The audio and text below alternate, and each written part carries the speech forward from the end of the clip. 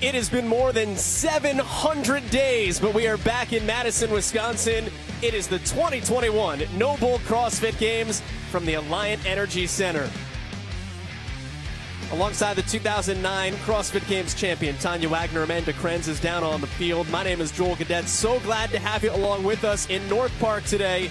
Already underway here at the 2021 CrossFit Games. This is event number 2 for the first time ever, Tanya, on the competition floor, adaptive athletes. We have 3 divisions in the adaptive group here, and all 3 divisions will be doing a variation of this event, which will be 5 rounds per time, 1 rope climb, and then 5 weighted pulls from the ground. Our lower extremity division will be doing deadlifts at 315 for the men. Our upper extremity division will be doing power snatches with a 100-pound dumbbell, and the neuromuscular division will be doing deadlifts at 275 pounds. All 3 divisions are going to be on the field of play in this first heat. Take a look at the lower extremity lane assignments to start things off. Ole Antonsen, victorious in event 1. That was the run for these competitors this morning. He also won the open for the men lower extremity division. Comes to the upper extremity, Casey Acree was the victor in event 1 this morning. He also qualified for the elite division quarterfinals this year, despite being an upper extremity athlete here at the games. And then Sylvania Harad, a U.S. Army veteran, in lane number 19. Mikhail Pedrini is the lone competitor from Uruguay at the CrossFit Games, any division here in 2021. We are so excited to welcome the adaptive division and these athletes to the formal competition this year for the first year. You're going to see just a variety of abilities out on the floor, some visible, some not, in our neuromuscular divisions. So we will talk through that as the competition unfolds. We are underway here on event 2. This starts with this one legless rope climb. And what's incredible is that down the course of Zeus here, you're going to watch athletes competing in the upper extremity division climb rope, potentially with one hand. And there they are on the dumbbell. This is a 100-pound dumbbell power snatch. And these athletes will need to determine, some of them with both upper extremities will have to designate one arm that they are going to use for the full duration of the event. You know, Joel, a lot of consideration went into these events and coordinating and planning for fairness for a lot of these athletes, and that is one of those considerations, making the athletes choose one side. It was fairness and also competition. How do we make this as difficult, as challenging, and as clean a test as possible, while also making it a level playing field, considering the conditions for all of these athletes in each of these divisions? Barbell advancing through each of these rounds here. So on to round 3 on the far side of the field for the athletes working through on the lower extremity division. And there is Casey Acree climbing rope with one arm. We told you, though, he qualified for the elite division quarterfinals. That means he was able to do wall walks. And, you know, I think, Joel, to that point, I love that this division is now competitive with us, showing these athletes who've been to the games, and we've seen these incredible adaptive athletes just showcase their abilities, and it's a really neat way for the community and for everyone to see what's going and happening at the affiliate level. The athletes that are not just participatory, they are competitive here, and I love that they can showcase their competitive abilities, and we're seeing that here on the floor. Continuing to work through these deadlifts. In lane 3, Ole Kristen Antonsen, who again was victorious in event number 1. Logan Aldridge, who is one of the leaders in adaptive training for coaches across both the country and the world. Logan Aldridge competing at the CrossFit Games for the first time here this year. Actually co-founded what's called the Adaptive Training Academy, where instructors can go to learn how to work with adaptive athletes when they walk into your gym.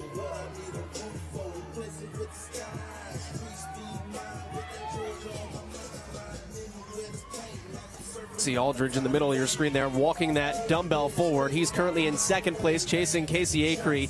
Important to note out here, there are 3 different divisions competing in this heat. So you're looking actually at 3 separate competitions all on the floor here: upper extremity, lower extremity, and neuromuscular. there's 100 points on the line in each of those divisions in this particular heat. That's why these athletes really just need to be aware of those other athletes in their division. And with an event that's so taxing on the grip here, it is important to make sure when you're going to commit to that rope that you're ready. This is a 6-minute time-capped event. Casey Acree just smoked it. 3 minutes and 6 seconds unofficially for Casey Acree, the 28-year-old. Just dominant. And he'll be followed in the neuromuscular category by Brett Horcher out of CrossFit CMX Athletics in Gibsonia, Pennsylvania. So those are your first two. Now here comes Aldridge as well. He'll finish in the upper extremity division. His snatch is 150 pounds PR, so that was 50 pounds below that. That was with a barbell too, so think about that for a hot second. But 100 pounds on those dumbbell snatches for Logan Aldridge as we take you back to Ole Christian Antonsen in the lower extremity division. 30-year-old, he's competing out of Norway.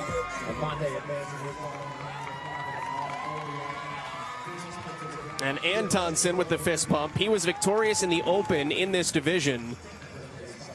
And he is done in just over 4 minutes.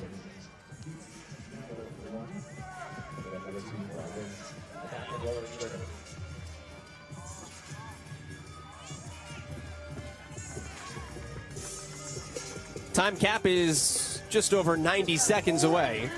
And there we talked about some of these athletes do have use of both of their arms. However, range of motion issues could be a reason that you compete in the upper extremity division. That is indeed the case for Maldonado. He had to choose one arm to execute this entire event with, and he finishes in 4:44.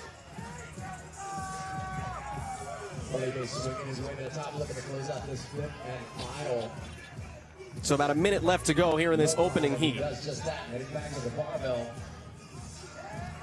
Also consider these deadlift weights, Tanya. Talking about 315-pound deadlifts for the lower extremity division. When we look at those loads, you know, and that's what's so impressive to see the athletes out there with lower extremity being able to pull on those loads.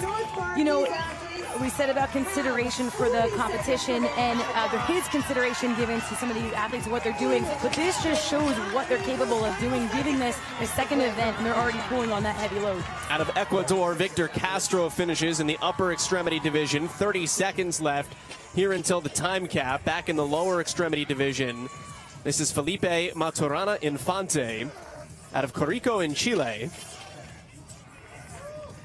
Actually found CrossFit because of his condition. When his leg was injured in a motorcycle accident, that's what brought him to CrossFit, and now that has brought him to the CrossFit Games as we get a finish just under the cap here. The final couple of seconds for Sabi Osa Mendez, and that brings our second event of the day for the men's adaptive division to its conclusion.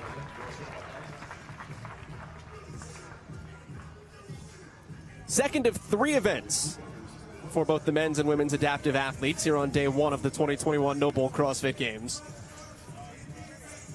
It's so exciting for these athletes to be able to be in the inaugural competition and getting to put a name out there, and, you know, get to show other athletes out there that, you know, they have a place to be competitive here at the CrossFit Games. Pretty dominating first day. 2 event wins for Casey Acree. He is down with Amanda.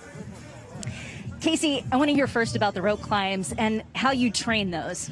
Well, as someone with one hand, that was a movement that really took a long time to develop. I'm just lucky that it's just been a long process that I've been patient with, and I train them frequently. I try to just do a lot of high volume work with them, mix them in with aerobic work, and just make sure my shoulders and my hand is staying healthy so that I can, you know, really grip the rope and use my legs a lot on those to, you know, make those fast and efficient.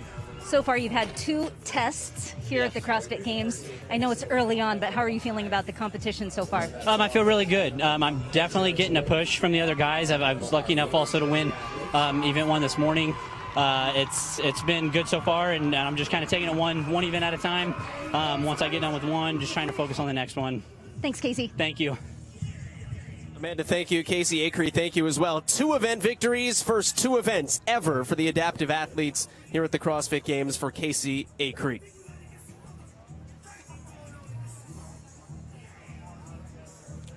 3 minutes and almost 3 minutes and 5 seconds for Acree, then Aldridge right behind him. It's going to be a really fun race between those two. I love that he said he's getting the push. That's really exciting in a heat of 5.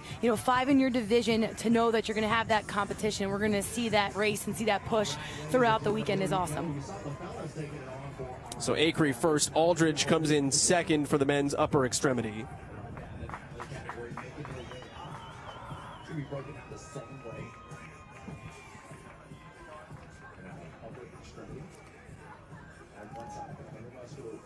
The women's division coming up now here for event number 2.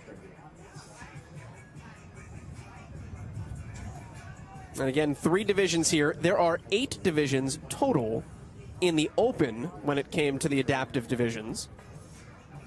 3 of them here competing for you at the CrossFit Games here in 2021. Back to the event description. We have changed the weights a little bit here for the ladies.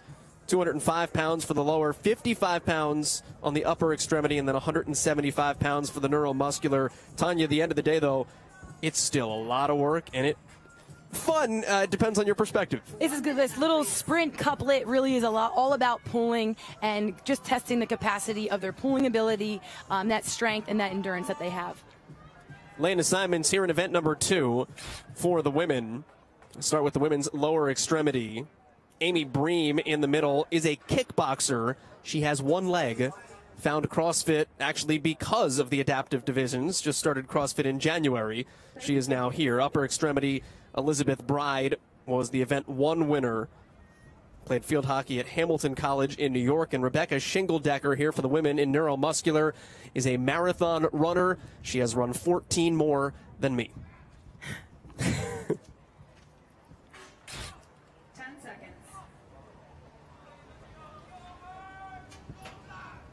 5 seconds until the beginning of event number 2 here for the women in the adaptive division. And we are underway for this sprint couplet here at the 2021 NOBULL CrossFit Games.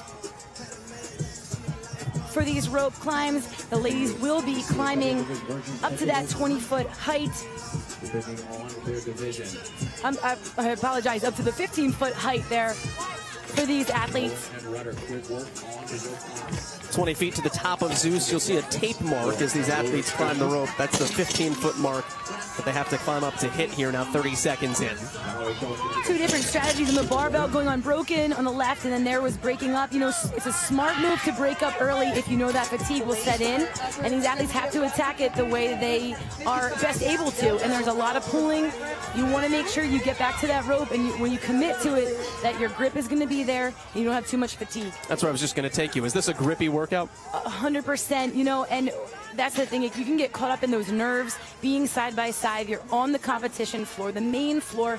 So it's really easy to forget that you need to break that up. And in any 5-round event or workout that you do at the gym, round 3 is the test. Did you hold on too much? Did you push too hard early? So I think it's smart when you see athletes that have that wherewithal to pause and drop the barbell early.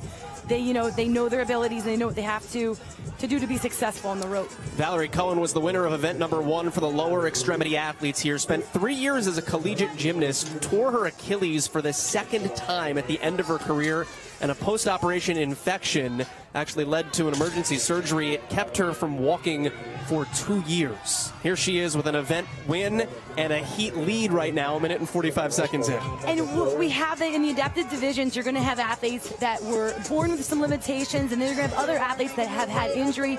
And for someone, that has been on the competitive floor and then an injury happens, it's awesome to know that you can get back out there and there is a place for you to compete again at a high level and be able to showcase all that you're still able to do.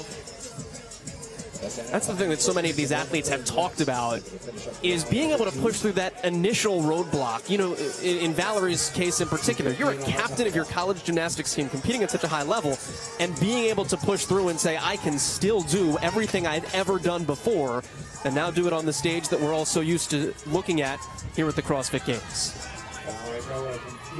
Elizabeth Bride is on the left. She won event number 1 for the upper extremity athletes. Also a collegiate athlete, played field hockey at Hamilton College in Clinton, New York. Now hails from just outside Boston.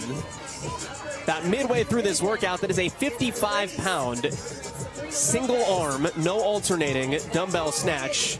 That's a heavy weight under any circumstance. It sure is, and you know, under the fatigue of that, just being able to use that one arm, especially if you have the capacity to use them both, typically you probably would be practicing that alternating, so it is a lot of demand constantly, and that will be, it obviously will affect when you get to that rope, your grip, and that tax on that one side. It is Valerie Cohen from the lower extremity division who has to go just a little bit further. She crossed the first line and now the finish line. So Valerie Cohen is victorious in under 3 minutes and 30 seconds, her second event win in as many tries. So there's your leader right now with 200 points. The points table goes from 100 down to 15 for a first through fifth place finish. These are 3 separate competitions that you're looking at, all happening at the same time between the upper, lower, and neuromuscular divisions.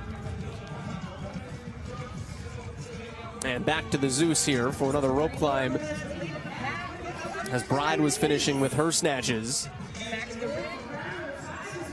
We talked about, you know, these lanes being tight. We talked off air about, you know, they're side by side, so it is awesome when you're competing right next to someone and they're staying with you. It really does give you the push and that competitive feel of, you know, the pressure to move on. Especially after the year that many of us have had. It's true. And for, I mean, quite literally in this division, you haven't competed in a live setting before. Everything has been online in terms of qualification. So the chance to come out here on the competition floor and throw down. This is Sabrina Lopez on these single-arm 55-pound dumbbell snatches. And as this event continues to wear on, Tanya, you saw athletes go unbroken in round 1. It gets grippy. And the fatigue, you know, it sets in. You'll see some rounding here for back. She's not loading the legs as much as she could, but, you know, last reps, it's about speed and just getting the dumbbell overhead, finishing your reps you can sprint through. All the way from Bern, Switzerland, Sabrina Lopez has finished event 2 with a minute to go.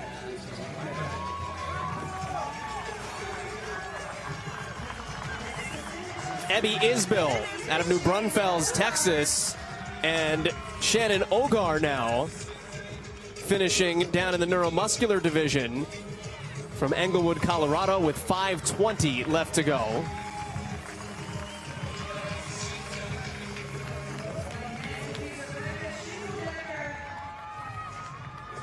There's your marathoner we touched on beforehand, Rebecca Shingeldecker. Inside 30 seconds left to go here in the event. And we still have 3 athletes out on the floor currently engaged in deadlifting. Keep in mind, you're deadlifting on the turf, so you don't necessarily have that firm surface below you. A little bit different, but you know, I love that we're seeing the athletes on the field. In years past, we saw age group divisions be in their own separate locations. So just the energy and the crowd and the fans behind them out in the main stands, it's a really cool energy for everyone to be out here. Event number 2 in the books for the adaptive athletes here at North Park.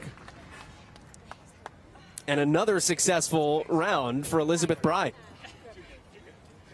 Not only has she come out and performed well at 44 years old, this is the adaptive division. It spans all ages. She's the oldest out here, and she's crushing it.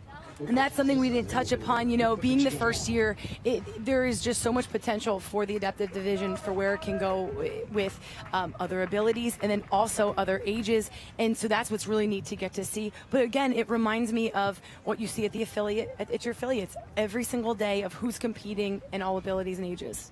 Valerie Cohen has the greatest win percentage in CrossFit Games history. She's down with Amanda Krenz. Valerie and I were just talking about the impact that event 1 had on you coming into event 2. Tell me about that. Yeah, so the first workout was like all lats, and so then you come here and you gotta do rope climbs, which is like more lats, so I definitely felt like fatigued from the first workout, but it was still fun. I enjoyed it. The commentators were talking about the grippiness of this workout. Was that something you thought about coming into it? I didn't think about that actually, but yeah, that was huge. Still a great performance, Valerie. Good job. Thank you. Amanda, thank you. Valerie Cohen, another event win here at the CrossFit Games. You know, it's interesting to hear the perspective of how these athletes approach each event, and for her to say, hey, in hindsight, yeah, that was a big deal. Actually, it was. That was tax. And those athletes for the lower extremity division did a ski erg for their first event, so that was a little different. So, you know, the taxing of the lats, absolutely something that was going to be taxed, but their grip for sure on that ski erg as well. We'll move on to the age groups next. Men's 60 to 64 is coming up. That used to be the highest end of the age groups here at the CrossFit Games. It is now the penultimate division with the addition of 65 plus. That's a new change here in 2021. It's a new change. It's a competitive division because those athletes have been competing for a long time, and so I think it was appropriate to bump that age group up. The event will be the same. It is this sprint couplet of the deadlifts and the rope climb. That is coming your way next from North Park here in Madison.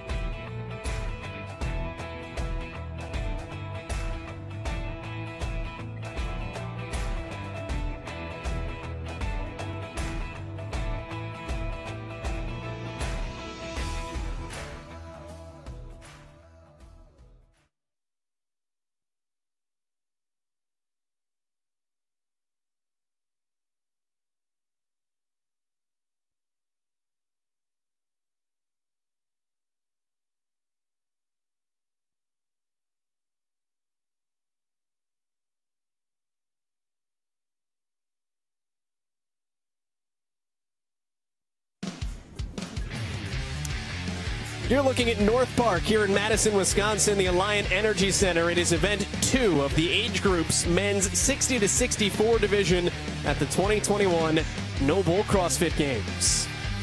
Alongside Amanda Krenz and Tanya Wagner, Joel Gadet, we have one CrossFit Games championship between the three of us. Getting set for event number 2. After the run this morning for these individuals, this is a sprint couplet. Sprint couplet of rope climbs to a 20-foot rope and then 5 deadlifts. And the deadlift weight for these gentlemen is going to be 255 pounds. They have 4 rounds for their age division, not 5 as we'll see in the other heats. But these athletes, it's all about pulling is the name of the game for this event. It's pulling on the rope, it's pulling on the deadlift as we take a look at the lane assignments.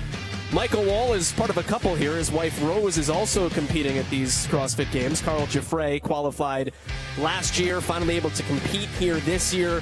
Touch on Will Powell in the middle here in just a second. Page number 2, Cal Charrington is a football coaching legend back home. Rolando Gonzalez, one of a couple Chileans competing in the Masters divisions on both the men's and women's sides here in 2021. Will Powell, he is as consistent as Matt Fraser, Tia Toomey, and Rich Froning at these CrossFit Games. He is definitely the veteran in this field of competition. This is his 8th Masters appearance, and 3 of the times he was here, he took first place in his divisions. It's the first time we're seeing him in the 60 to 64 division. He was second out of the age group online qualifier. He is first of the rankings of the athletes that are competing here at the CrossFit Games. Stand by.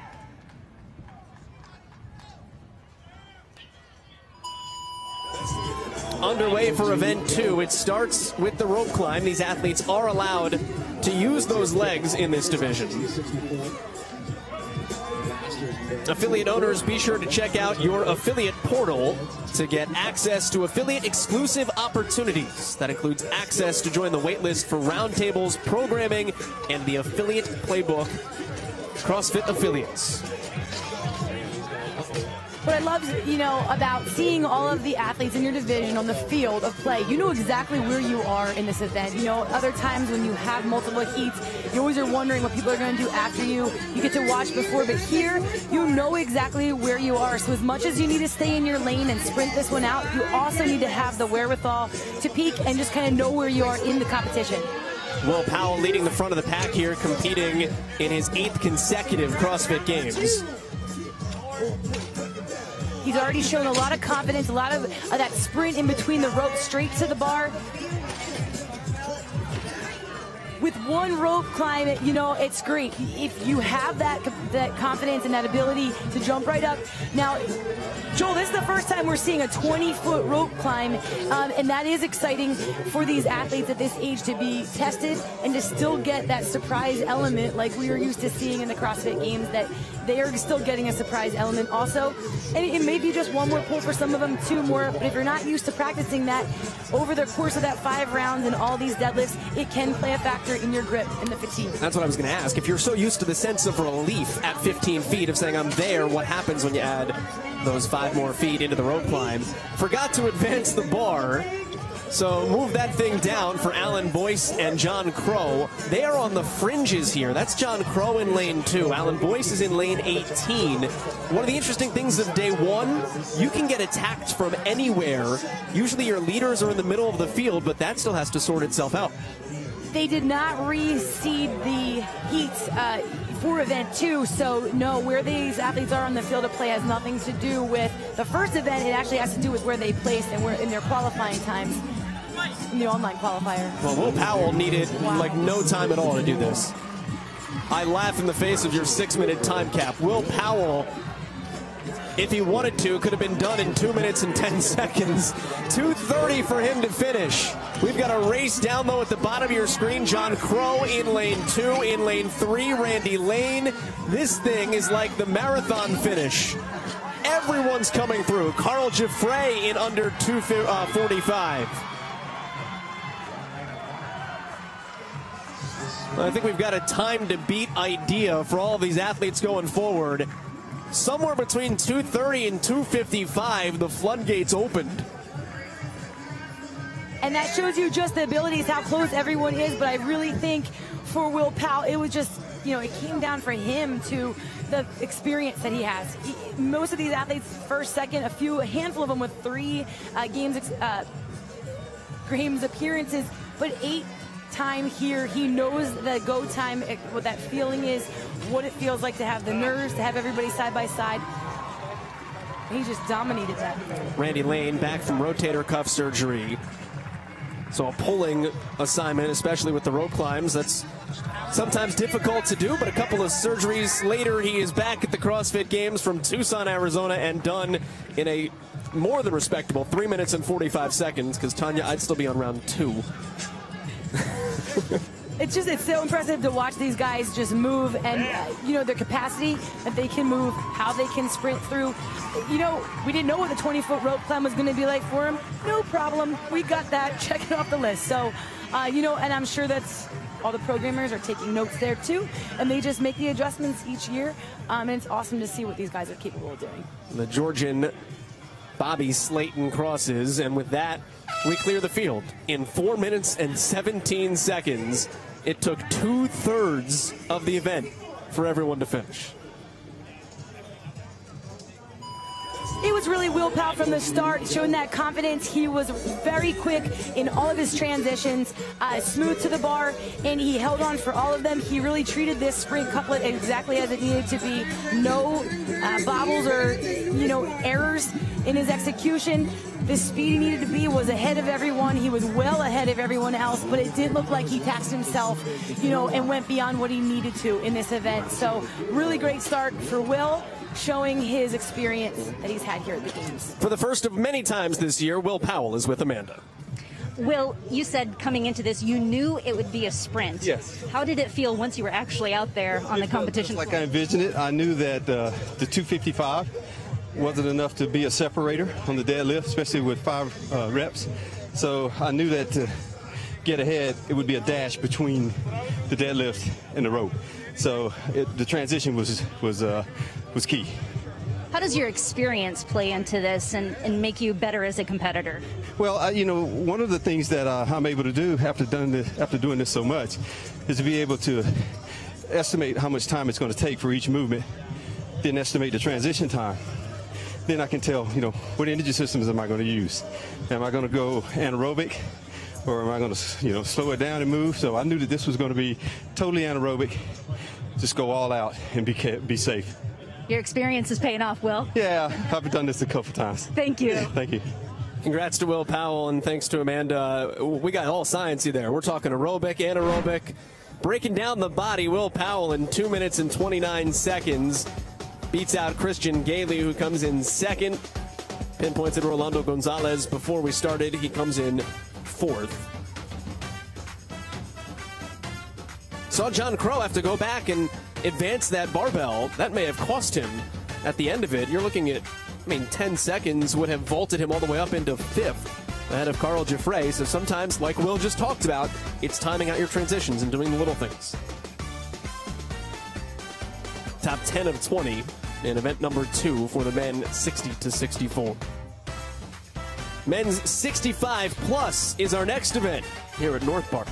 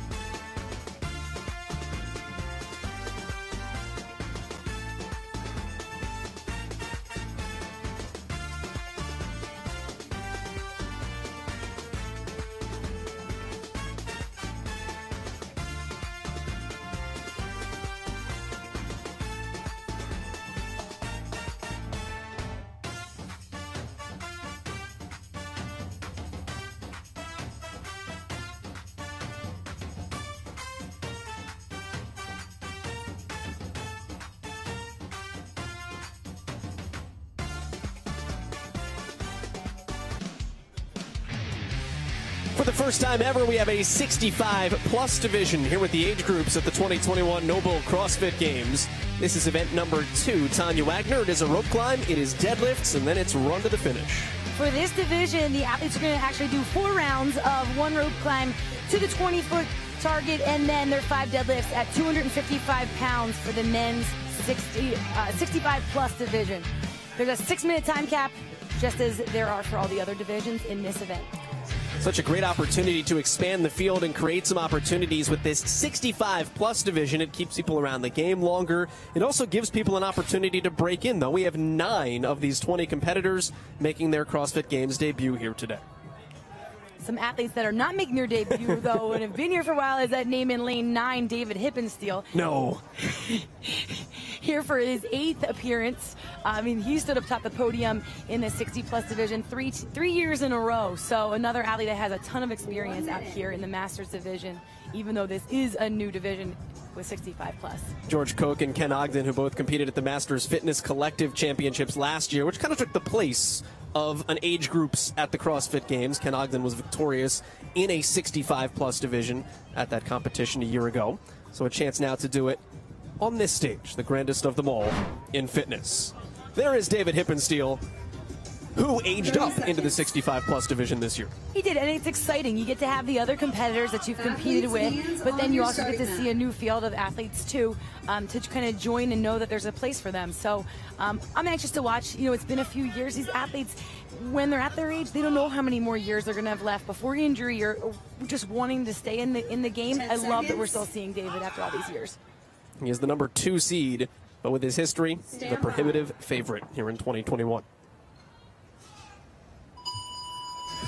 And to the rope for these athletes. Well under that time count. 60 to 64. So we have 65+. Our coverage today is brought to you in part by cbdMD. It's the CBD you can trust.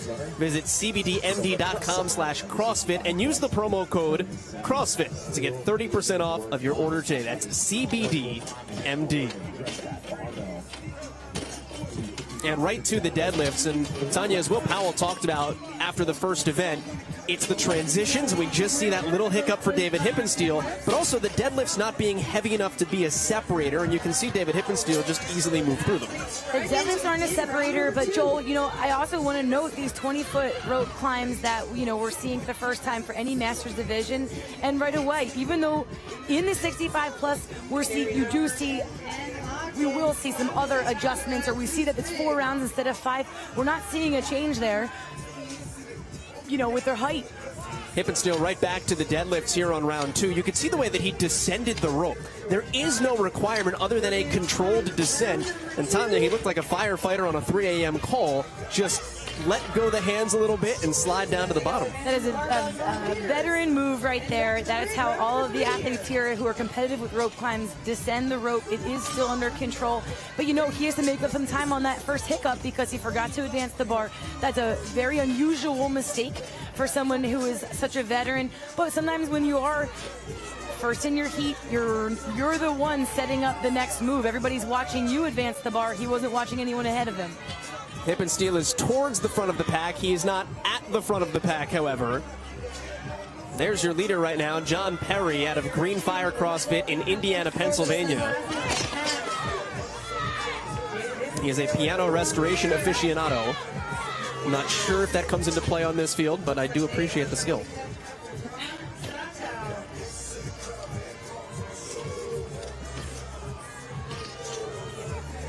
John Perry is the leader.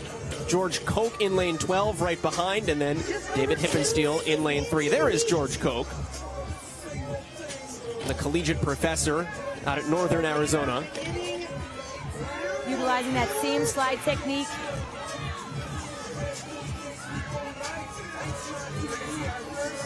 Here. 66 years of age, George makes his CrossFit Games debut here this year.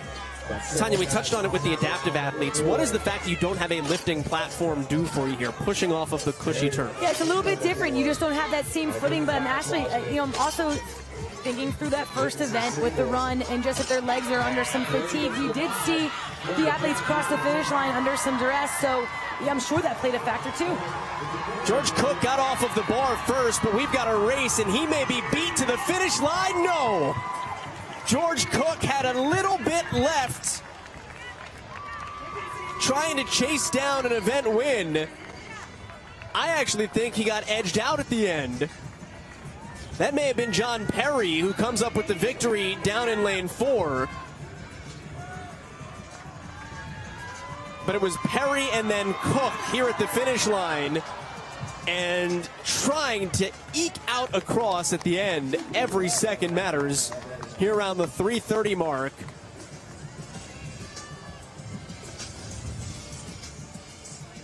Doesn't matter what division you're in, there still is the sprint to the finish line. That's what you love to see when the competition is so close. Oh, the compete gene doesn't fade. Sure doesn't. Cluis finishes. Marshall Delk is done out of Santa Cruz, California. Take a look at Marv Willard out of Winter Haven, Florida, still working on those deadlifts. And we still have time here.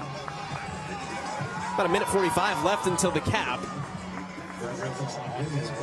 As these athletes try to work in underneath of that cap, Brett Wilson has drawn the, I can't imagine, favorite CrossFit Games number of 666 this week.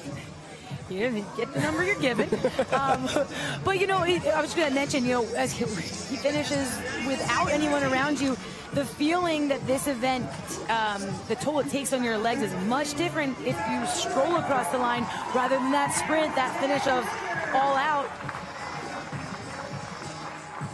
Ted Ledger out of Elizabethtown, Tennessee. He didn't have to push that hard, but he still did. There was nobody there by him, but that's just the way he wanted to finish up strong. And Willard now able to come across.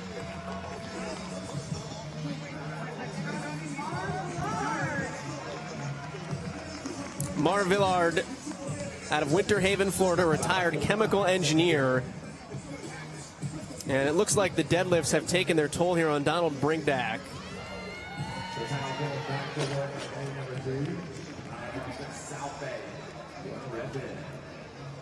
This is Ron Satow.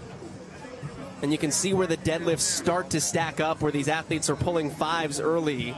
And then you just go start to pull 1s here, trying to work their way through. And it's clearly not an issue of capacity because he's on round 4.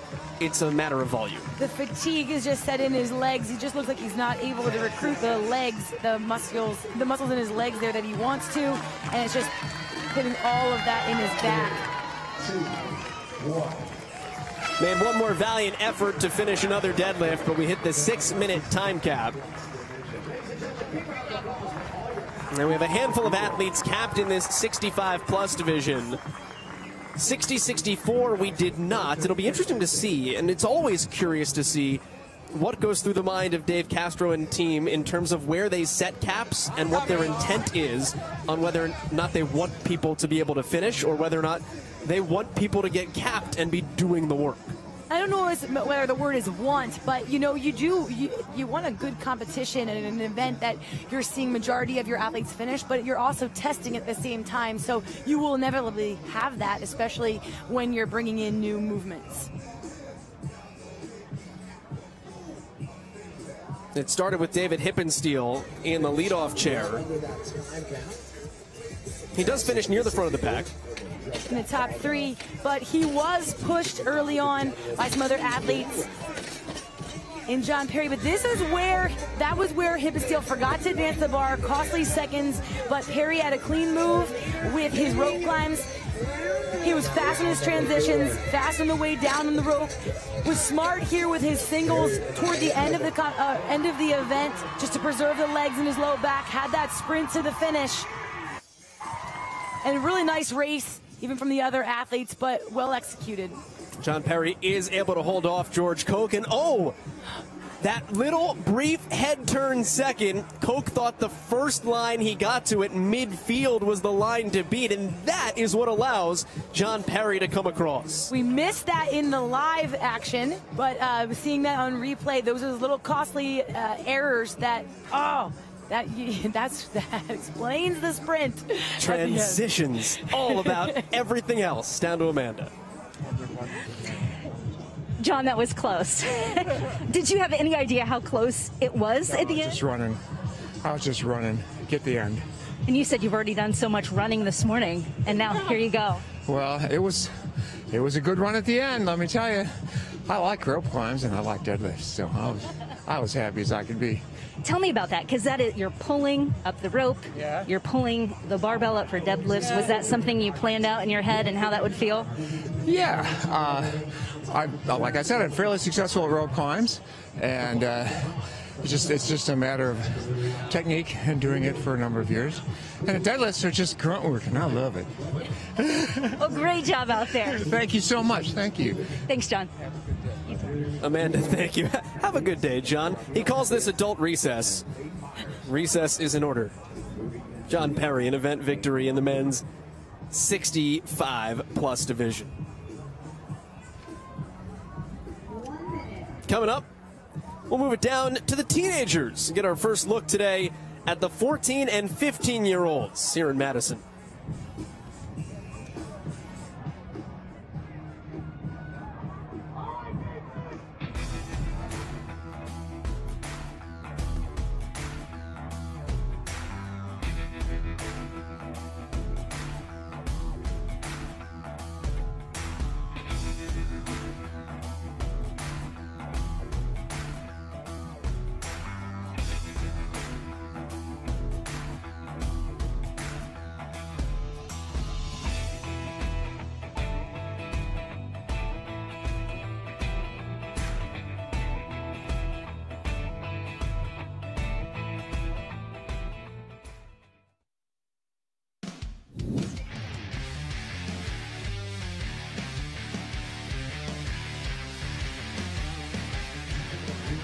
We are underway here for the boys, 14 and 15-year-olds.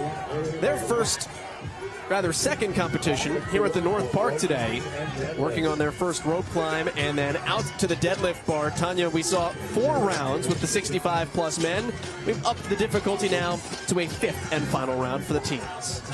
5 rounds, but they're doing the exact same loading on the barbell at 255 pounds. They also are doing that 20-foot rope climb, but this time it's legless. So these boys cannot use their legs, and most of them having no problem at all with that. You know, the name of the game here is all speed and energy for these guys. There's just a lot of energy. They've been waiting to get out on the field. That's the second Push brother to compete at the CrossFit Games. You saw Gustavo, his brother Lucas, was here in 2018. Now through Sunday, August 1st, redeem a free pair of NOBULL Performance socks. With your purchase over $99, head to NOBULLProject.com/CrossFit and use the code GAMES at checkout to redeem those socks today. Quick work here for Gustavo Push. Upper end of the division, he's 15 years old. The age of these boys, they just haven't had the years of CrossFit competition, you know, an experience. So I expect to see some of those little bobbles, little errors of the small things, Joel. It's not going to be the movement, it's going to be the transitions. It's going to be where to take the equipment. Sometimes the energy, the excitement, you can miss those small details that can be really costly. And it was interesting to see Push go with the double kip at the top of the rope there, the Alessandro Pacelli, because it used to be one kip to get you to the top. He had to use a second there with the additional height. And that's the thing, if you're not practicing that or your gym doesn't have the height to go that distance, it's maybe something these guys haven't practiced before. Doesn't seem to be giving him much of an issue at all. He is through 4 rounds here in just over 2 minutes. Gustavo Push trying to pick up an event win here at the NOBULL CrossFit Games. And this is a smart, hot second before he goes for this final legless rope climb. One of the keys to the event is commit to your climb when you're ready, and that's just what he's doing here, not rushing it. He knows that the only person behind him is Isaiah Weber. So look in your peripherals, then start climbing. He's still in the lead as long as he doesn't fail. And because that rope climb previous, where he had to use that kip, you know where your fatigue level is at. Going to a pull-out, he's trying, now he's getting the crowd behind him. He's pumped. He's here to play. And this is easy. 5 touch-and-go reps for Gustavo Push. touch and go. He wants some noise here at the North Park. That's an event win in just over 3 minutes, all the way from Sao Paulo, Brazil. That's a competitor right there. He's not shy. Isaiah Weber is right behind him, the second one to these deadlifts. He's at a CrossFit Kinesis, the protege of Kyle Kasperbauer. Former CrossFit Games elite podium finisher, Masters champion Isaiah Weber will come in a distant second, not to the leader, but to the rest of the field. Those two guys have smoked everyone else. And he looks very disciplined, very composed. He looks like his coach. Like, dead, straight face, I'm here to win. Here. And there's nobody else deadlifting yet in the 5th and final round, and you've got 2 guys done. What does that tell you? You know, I mean, here's one of those things. For those 2, it gives you a lot of confidence. It gives you a lot of, all right, we know where our place is, and that's exciting for them. For the rest of the field, we get to see now at their ages, mentally, what do they do? Because physically, you're your own box, you're training, you're competing online. This is live. Who can bring their game day face? Who can bring that mental capacity? And it's exhausting before you even get here, all the nerves, all the anticipation. And so sometimes this right here could be the wake-up call for some of them. Did they go too hot? Did they push the first event a little too hard? Or do they just need to find a different speed and a different tempo? Well, and you get no points for winning by more. There's no other heats. This is it. So there are still points to be had. There's still a 3rd place finish out there, and Caden Myers says, give it to me. Regardless of the gap, he's going to get the 3rd place points, and Caden Myers, all the way from the Electric Factory in South Carolina, is done inside 5 minutes.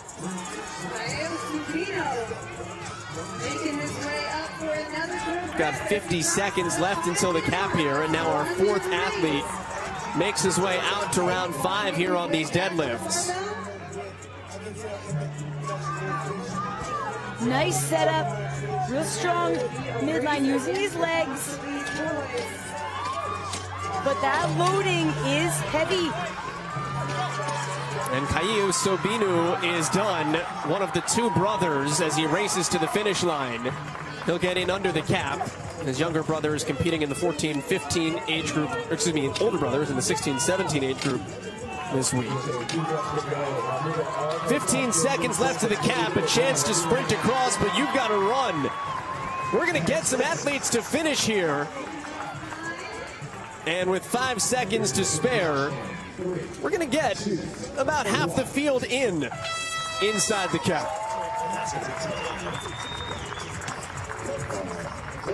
That is Nathan Quant, by the way, younger brother of Sam.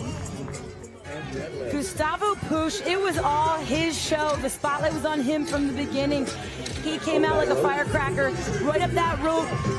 He showed, you know, his wisdom already at such a young age to take a breather before his final rope climb, knowing that the fatigue was setting in on his 4th rope climb. But when he went back to the bar for the 5th time, it was all he could do. He wanted to play the crowd. He knew this was his event. No pressure on him. He's going to eat this up. He hammed it up on the field. Let's see if Gustavo hams it up down with Amanda. I mean, you liked that celebration, right? Like, you were really enjoying that moment, and good for you. You talked to me just a moment ago about the rope climbs. Tell me about what technique you studied before today. Yeah, so about yesterday, I learned from my coach, Bernardo, a new way to go down like a firefighter. So I put in practice this now, and it was really good. I think I won this workout because of it, because the deadlift, it was heavy, but heavy for everyone. So the rope climb was the difference for me. Yeah. Looking ahead to the rest of the competition and just being here at the CrossFit Games, what is this like for you? It's crazy. It's crazy being the CrossFit Games. Winning workouts is more crazy than that, you know? So I'm really happy.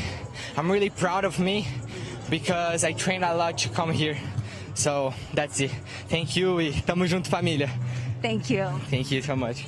Thank you, Amanda. Gustavo Push. I like that. He trains it to go down the rope like a firefighter. That's the mentality they have. It's the path of least resistance to get back down to the ground safely. It's a victory for Gustavo Pusch here in event number 2. Women 60-64 are coming up next here at North Park in Madison.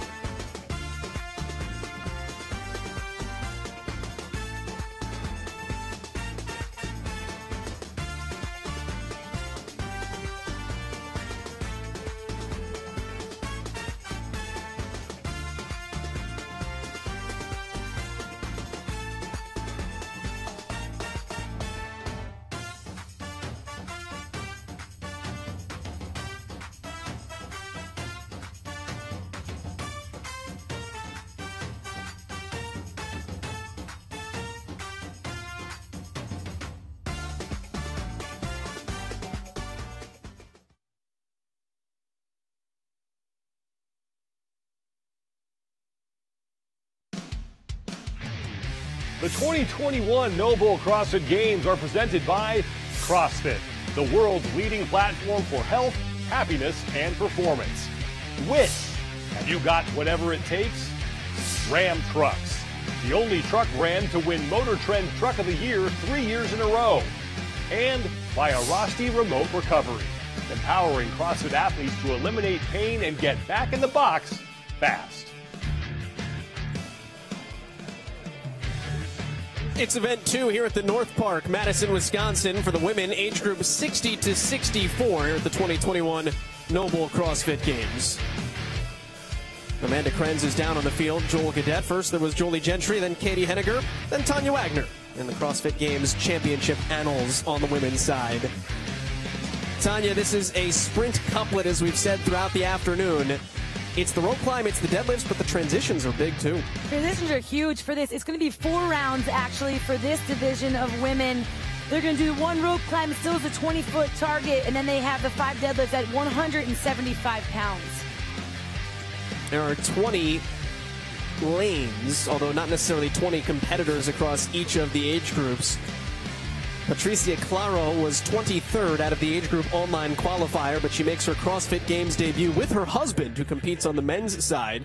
Susan Clark has been oh so dominant throughout her CrossFit Games career. She has a handful of championships under her belt.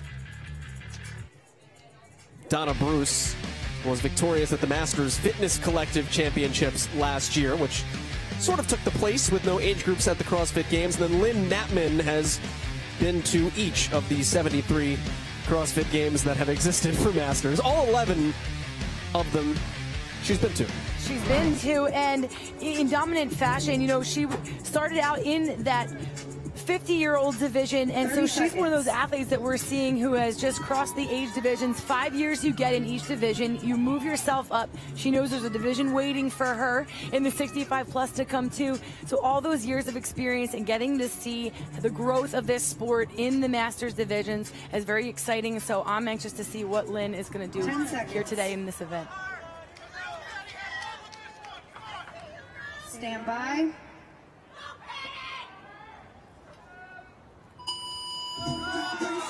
And this is event 2 underway for the women's 60 to 64. Unlock yourself with personalized sleep, recovery, and strain insights from Whoop. Head to whoop.com/CrossFit and receive $30 off of your membership. That's whoop.com/CrossFit. Some of these ladies showing a nice fast transition, running right off the platform or right off the crash pad, straight to the barbell. That is exactly what you have to do. Many of them taking a little slower speed on the way down the rope. We've got just some absolutely incredible speed by Susan Clark in lane 9. We talked about transitions. Look at her get back to the barbell already. This is not a sprint couplet of the movements. This is just a sprint for her. And the confidence that she's showing here on the barbell, I mean, 175 is not that heavy. She's looking very confident, not even a sniff of breaking there. And she only knows how to win. You can do the math there. 4 championships. This is her 5th CrossFit Games appearance. She has never been beaten. 2014, 15, 17, and 19. Told us she swore she retired. Actually told the Morning Chalk Up that she swore she retired, and then COVID happened. She had nothing else to do. So she got back into CrossFit. The plan was to travel the world. Instead, she traveled back to Madison, Wisconsin. And when you're training with the title there for the years in a row, there's an expectation, there's a level that you just want to bring, and she is. She's bringing it. So Clark is in first place, just heading back to the ring. On the left of your screen is second place, and it's a distant second place. Patricia McGill out of CrossFit Lindsay is in third place. And she'll head back in lane 6. Here as we hit the 2-minute mark. Clark's urgency to the bar, even, you know, if there's not a lot of pressure, I love to see that urgency.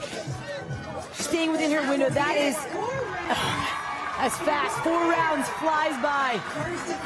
And Susan Clark just smoked event 2.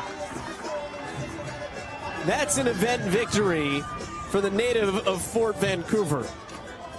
She moves so well, so efficient. And she finished in, what, Tanya, 2:10-ish?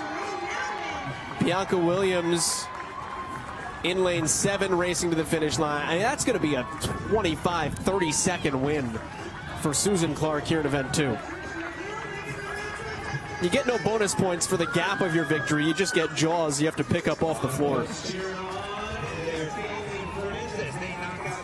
Inside 3 minutes for Patricia McGill to finish. This is Sue Lawson now.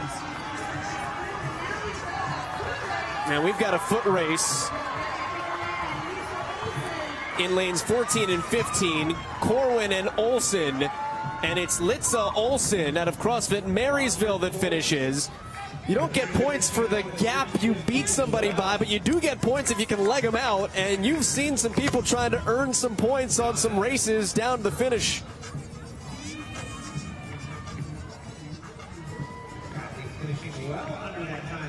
Krippus in 3:30. And Christine Long out of Ajax, Ontario, and CrossFit Living the Dream. That is an apt name for her week. Saunters across. Still inside 4 minutes. We saw all of the men finish in this age group inside the 6-minute time cap. The women are doing their best to mimic that here. And Elizabeth Cole here in lane 19 will cross. Singles on the barbell, a smart move when there's no pressure around you to avoid any injury. She had her belt locked in tight. She knows it's a long week of competition, many events ahead. And, you know, preserving your body here at the end is part of being able to last through any competition, especially at the CrossFit Games. There's a lot coming your way the athletes know about, they don't know about. And so, you know, you have to be smart and know that even if you're going to blow one event and you're not going to be the best, you got to be smart. You don't want to damage your chances of any of the other events. This is one of my favorite women here. Patricia Claro. Her husband is Rodrigo Dominguez, competes at the CrossFit Games this year and before. She is the only woman who competed in the Open over the age of 50. She wanted the opportunity to compete amongst her peers. Where did she have to go to do that? She had to get to Madison, Wisconsin, and a chance for Patricia Claro. She finishes here in event number 2. That's exciting. That's super cool. Literally the fittest woman in Chile, because she's the only one willing to take on the task. Exactly. And she gets to now feel, you know, this is only going to elevate her game, going back, getting a chance to compete with other athletes, seeing the capacity that they have and that they're capable of. She will take that back and no doubt be even fitter when she goes back to train. Yeah, hopefully bring along some friends with you as well and grow the Masters division as we take a look at how event 2 broke down. And this was, breakdown's not the right word for Susan Clark. 62-year-old Susan Clark, she was just in a league of her own here in this event. She just cruised right up the rope. Really just smart through her transitions, strong on the barbell. She wasted no time, really was aggressive, and just saw some tenacity from her, and just, you know, showing her dominance in years past through this, just a classic little couplet, but just moves so well. Just getting that confirmation, but even sprinted right across. She just soaking it in. I didn't think I was going to be here, but I am. I thought I retired. Thought I was done. We will say this many times this week. Amanda has Susan Clark. This probably won't surprise you guys that Susan loves rope climbs. Before we talk about that, though, congratulations on your 19th Masters event win here at the CrossFit Games. Were you keeping track of that whatsoever? No, you were the one who told me that. That's awesome. Yeah, amazing. So lucky. So tell me about the rope climbs. You love them. Why? Because my very first CrossFit Games, which was, I think, 2014, I couldn't rope climb. I literally skidded from the top, took all my fingertips off, and it was just driven that was an improvement, and worked really hard, and now I love them. So take a bad experience and make it into something good, and kind of how it worked out. It was a tough lesson learned. On the competition floor at the end, as you're sprinting to the finish, you look from side to side. There's nobody around you. Did you have any idea how far ahead you were? No. Does that play into your strategy at all? Not really, because I think that all of us, you just give it everything you have. So, you know, if you really are giving it everything you have, it doesn't matter where everybody else is because you're full out. And I think that happens more and more. The run, for example, this morning, I didn't even know where the run was. And then when they took us back to the pavilion, I realized we were crossing, you know, the path we always walk. I think you're really in the moment. Yeah. Great job out there. Thank you so much. You guys are great. Thank you. Well, when you win a lot of CrossFit Games, you win a lot of CrossFit events. 19 of them. Now for Susan Clark, she does it in 22 seconds difference. Okay. That's remarkable. Difference between first and second was the difference between second and third. No, second and fifth. Yeah. Crushed it. 65 plus for the women is the next age bracket heading out onto the North Park field here in Madison.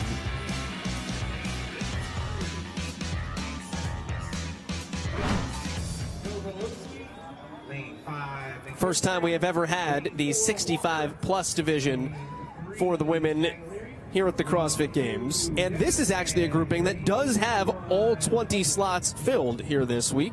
Full competition with 4 rounds on this particular age group for time. 1 rope climb, they're allowed to use their legs, and then 5 deadlifts at 175 pounds. For the ladies, there's a 6-minute time cap.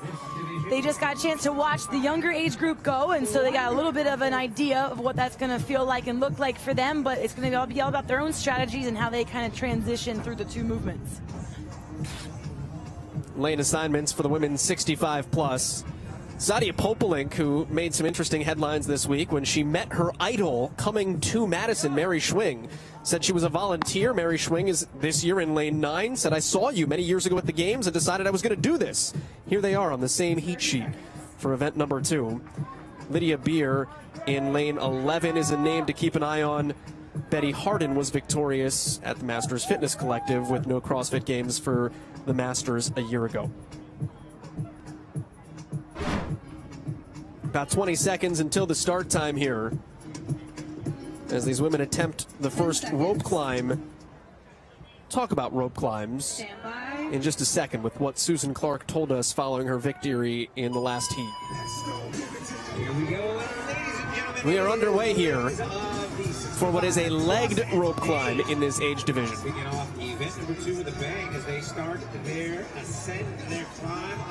And Namba working her way up in lane number 1.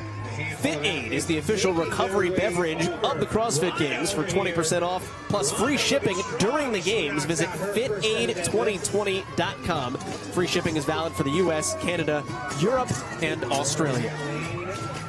Moving these deadlift bars forward, you head back to the rope here, Tanya. When you talk about Masters athletes, sometimes, and Susan Clark told us, hey, I didn't have rope climbs even when I got to the games. How difficult a movement can this be to pick up and learn, especially when you're in these age groups? You know, the pull on the rope is so different than the barbell. There's just a different position for your hands, for your grip. There's a lot more involved, and so if these athletes haven't been doing these rope climbs, it's something you do need to work on at a 20-foot height, being able to hold on and just that time under tension for your grip and for your arms. If you're not used to it, it's something that you need to practice. You can't get that movement anywhere else, no matter how strong you are on the barbell. It just seems to be one of those moves that people have to practice, and they do. But it's something that we've seen for many years, and so if you think you're going to get to the CrossFit Games and not see it or have it be one of your weaknesses and it not kind of be exposed, then you're fooled. And but a lot of these athletes using the traditional leg, the leg wrap or the J hook. But the combination that I see with the deadlift bar and just having this be the first time we're seeing these ladies with a couplet, with traditional movements, and just showing that, I think is an awesome test or just representation of what these ladies are capable of doing. And, oh man, just the descent there. Anyone out there that does not CrossFit or does not, if you're in your 60s, 65 plus, you are capable of doing so much more, and these ladies are showing it right here. This is your leader right now in lane 2. Her name is spelled Rhonda Desert. It is unfortunately pronounced Rhonda Desert. If my name was spelled Desert, I would go with Desert, yeah. She's being chased on the right of your screen by Patty Bauer. Just had a no rep. And we'll advance the bar just behind Desert. And look at that, Bauer knows. That's one of the things when you're trailing, you can see, all right, this is what I have to make up. I'm going to run. And they actually get back to the rope at the first time, although Desert does jump up on it first.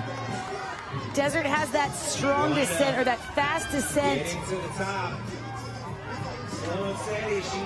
And that speed there, I think, is what Bauer knows she needed to run if she's going to try to make up any ground on that descent. You know, there's one thing being able to climb a rope, and there's one thing being able to compete on the rope. And knowing how to descend, knowing how to quickly get yourself up there, you have to do both well. And Desert's doing just that. Well, Desert is 4 reps ahead of Bauer. Now she's going to finish. So Desert will win the event here in about 3 minutes and 30 seconds. Event number 2 goes to Rhonda Desert. Lanes 11 and 12 are neck and neck. Carey and Bauer. And how about Patty Bauer just hitting the gas? All the way from Washington State. Just had a little extra speed burst at the end. And then another speed burst at the top of your screen. Dig down deep at the end of an event.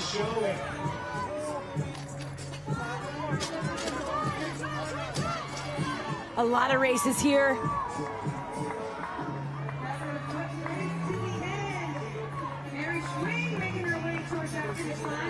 Got multiple athletes in each of these lanes as they work through this 20-person heat here on the Zeus rig and in the North Park field.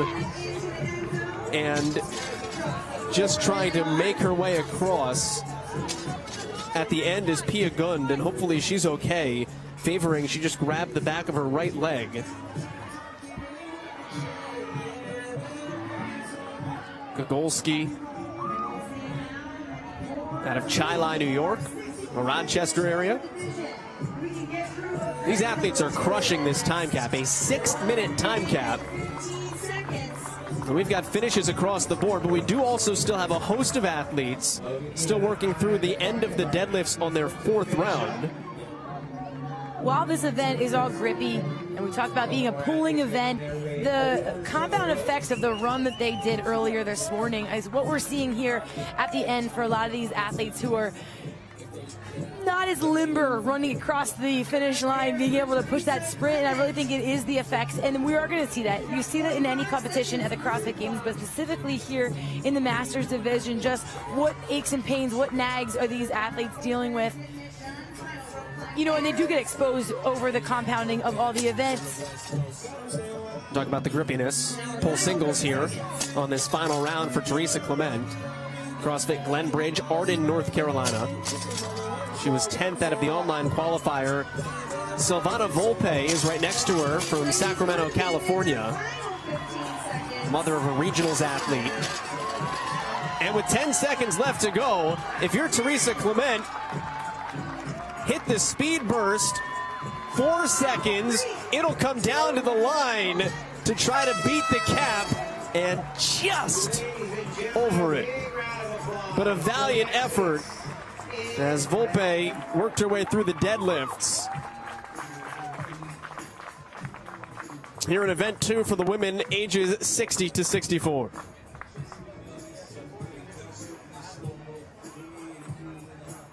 Or excuse me, 65 plus. And this group of women here, they got after it. You know, early on, we had Bauer just cruising. Her sprints in between the 2 movements here with the barbell and the deadlift, she was fast. She was fast at the end, but she got a costly no rep on the deadlift bar by not standing all the way up. And that is what opened up for Desert. Even though, you know, Desert wasn't as fast with the transitions, she didn't need to be, because her speed on the way down on those rope descents really what made her, gave her that room as she crossed the finish line.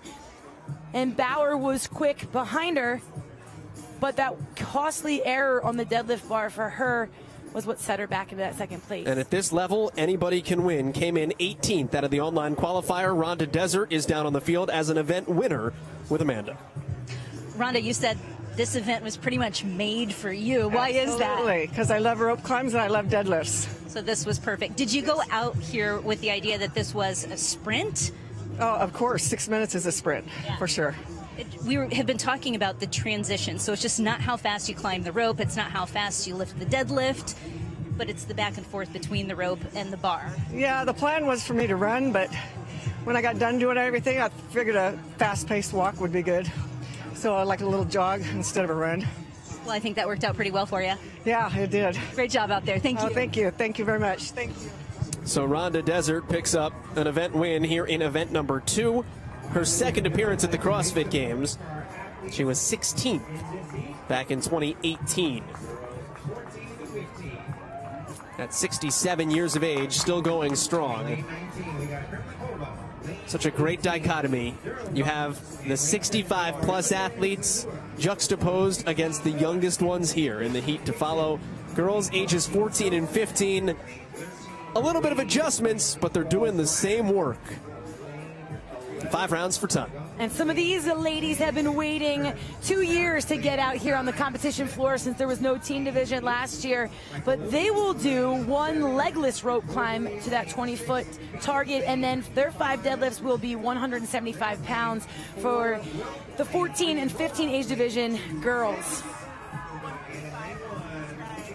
There were no CrossFit Games for the ladies of this age a year ago, but Olivia Kerstetter in lane 10 did win the Elite Teen Throwdown, which kind of served as the substitute up at the Pitt Fitness Ranch in Michigan. So she comes in as the presumptive favorite here at her CrossFit Games debut as a 15-year-old there in lane 10.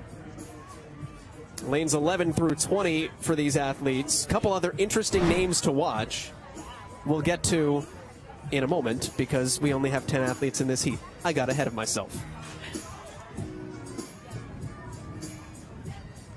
30 seconds. For these athletes, you know, at this age, getting to compete side by side, you get to see in the live competition the mental capacity for some of these younger athletes, and it's impressive to see how some of them compete. But they're training with athletes who have prior games experience, and there's a lot of wisdom that you can glean from athletes that have been on the competition floor, and that confidence of knowing you have people that support you in your ring.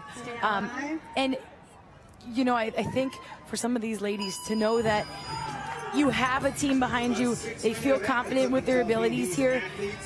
Going out for a legless rope climb at their age is just so impressive to me, being in this sport a really long time and just knowing how far this sport has grown, and to see that some of these girls, this is the only sport that they've known growing up.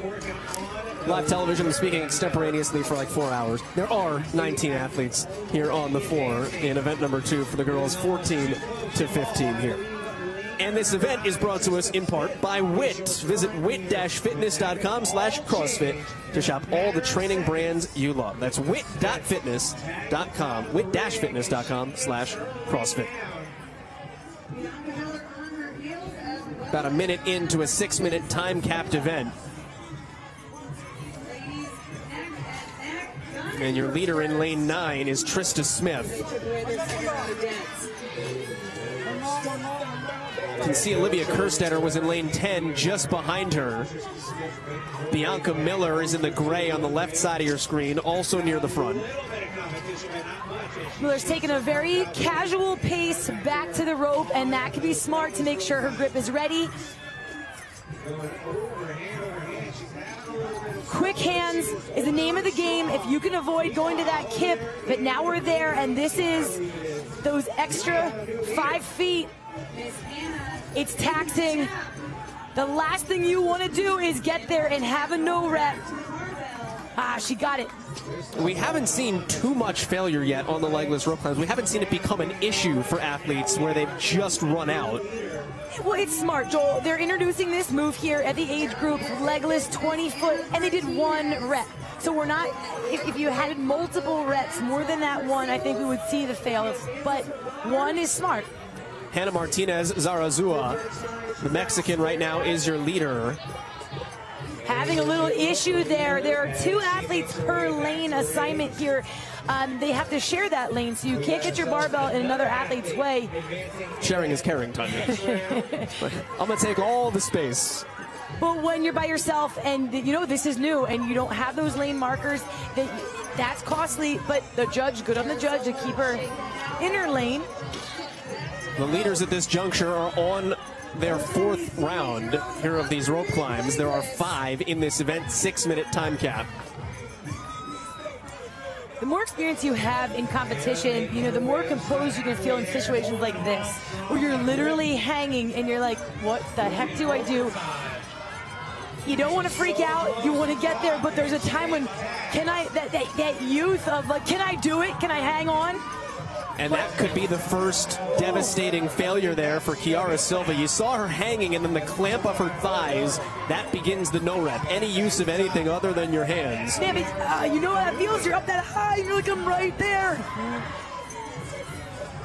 And just that extra kick here now. Bianca Miller trying to make her way up. This is Olivia Kerstetter needing to have a really good event. Not that you want to say that 2 events in, but the run was not her strength. She knew that. She is more of a strength athlete, and here she is. This is a deadlift workout. She is at the front of the pack right now in second. She's coached by Jacob Hepner, who is a veteran to the games. You know, he, I'm sure, instilled any of that confidence and just knowing it's a long competition, one event.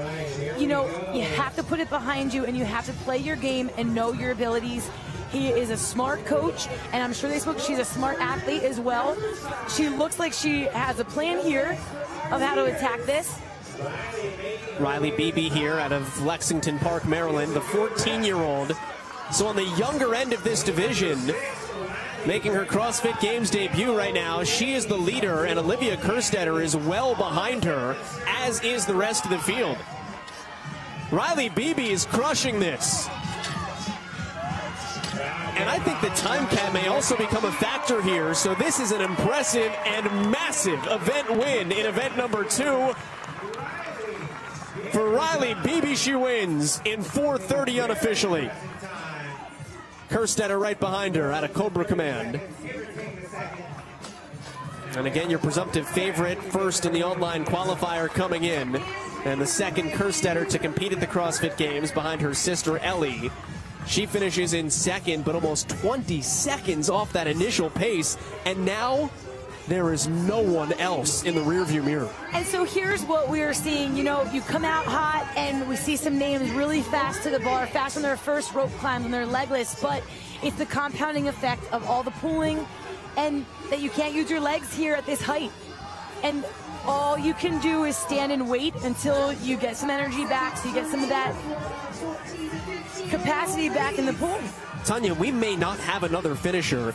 If you're Beebe or Kerstetter right now, what's the mental advantage that you gain, even just in your own mind, looking back at this field and saying, I just crushed it? The confidence that gives you in your abilities and in staying in your lane. Neither one of them were first, but knowing that can happen in any other event going forward, you know to play your game. Go with what you know your abilities are, do the best you can, because this is absolutely possible in any other event as well. This is Emily Meyer on your screen out of Terre Haute, Indiana, and she was getting there and then just had to clamp down. It looked like she was about to edge in front of the pack and maybe get through the rope climb.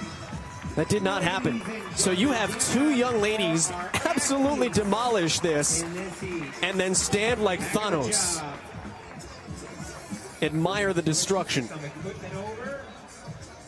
On the flip side, Joel, with all those athletes not finishing as well, you know, like the damage is kind of minimal, because if you're the only one out there who can't do the rope climb, that feels even so much worse. Knowing that many of them struggled there to finish with that those movements, or with that movement, for them it doesn't feel as detrimental. So, but man, for Kerstetter and Beebe, that's a feather in their cap.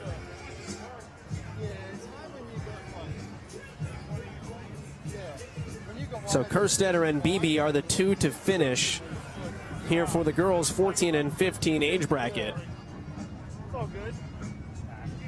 But Tanya, it's also, I mean, you talked about it throughout. It's the introduction of the legless rope climb, and it's the evolution of the sport and doing new things in new age divisions and then kind of seeing how it plays out. And that's what these athletes are here to be tested. They know what they signed up for. They came here, you know, wanting to get that test too. And anytime we hear of an athlete that goes through some adversity or a movement that they struggle with, especially in competition, it will be something they will perfect, they will nail down, and they will come back that much stronger because of it. And this field will do just the same. So for Riley Beebe, she came in 9th out of the age group online qualifier, and she winds up first in event number 2. Trista Smith, though, started it off real well. She did. She came out like this event was meant to be a sprint couplet, but she got held up on the rope. And there was that time she was just hanging there for a long time, and that was your, I got to either, it's do or die time. And she had to come down off of that one, and that just kind of was her stopping point. So it set her back. But it was BB who chose the smart speed to her ability level, and she really just stayed consistent. 4 or 5 rounds with those smooth one rope climbs, and took the event with Kerstetter right behind her, not too far back. They didn't let speed or any of the nerves get in the way of needing to be first. They knew what their tempo needed to be successful. Riley is with Amanda. So many athletes have described this as being a fun event. Riley, you were no different. So why was this particular event fun for you? I'm pretty good at legless rope climbs. I work on them a lot. And it was a short event, so sprinting through it, that was fun. Yeah. The legless rope climbs are an evolution of our sport, right? We've seen those come about more recently. So how much time are you spending training on those specifically? I used to be a gymnast, so every practice we worked on them, and I work on them in my home gym whenever I can. So, yeah, got a lot of work in. Overall, how's your experience been so far here at the Games? Oh, it's so fun. It's way better than I thought it would be. Yeah. Well, you're doing great so far, Riley. Thank you. Thank you. Congratulations to Riley. CrossFit Packs rise up all the way out of Maryland, making her way to Madison, Wisconsin. Event 2, we will switch back to the men. Age group 50 to 54 is coming your way next.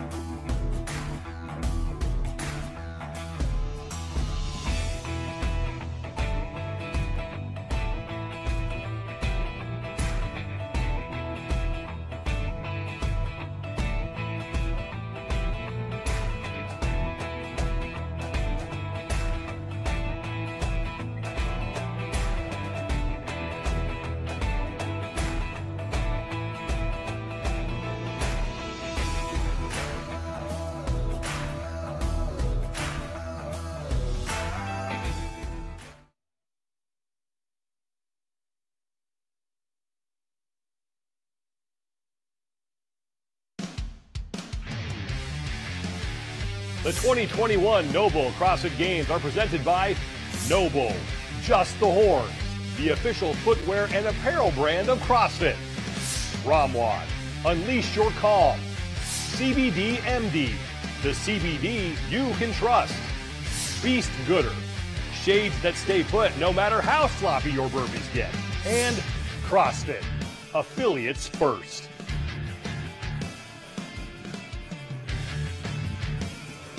This is event 2 here at the North Park in Madison, Wisconsin of the 2021 NOBULL CrossFit Games.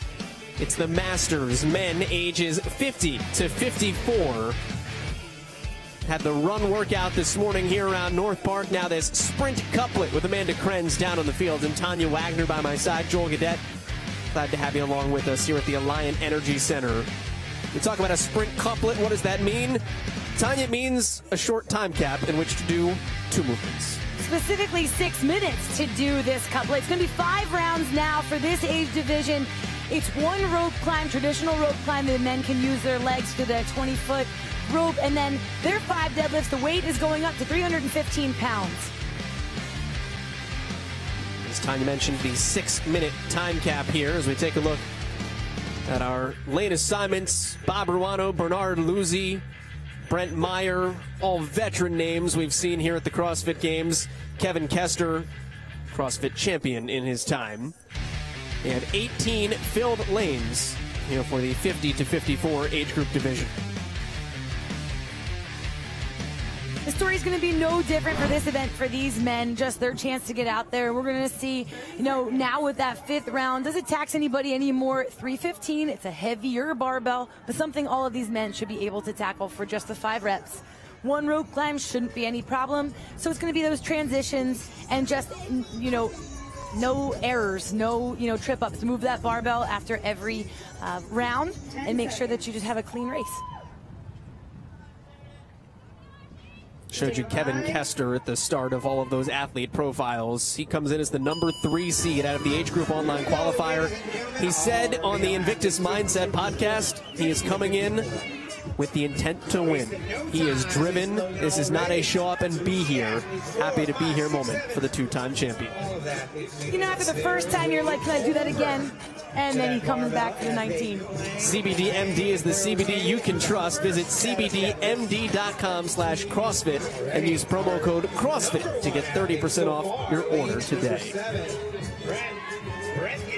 Back to round number 2 for these athletes on the legless rope climbs. Excuse me, the legged rope climbs. Although I say that because I was looking in the middle lanes and very light use of the legs to get back to the barbell. Threw me for a loop for a hot second. I'm sure many of these athletes can do the legless. They're probably thankful they're not, though. Brent Meyer is your leader in lane number 7. He was 10th out of the age group online qualifier. He has been 2nd at these CrossFit Games twice, in 2016 and 2017. 3 career event wins under his belt. He is an Invictus athlete at 49 years of age. Gets a no rep there. You need to stand up with that full extension at the knee and hip.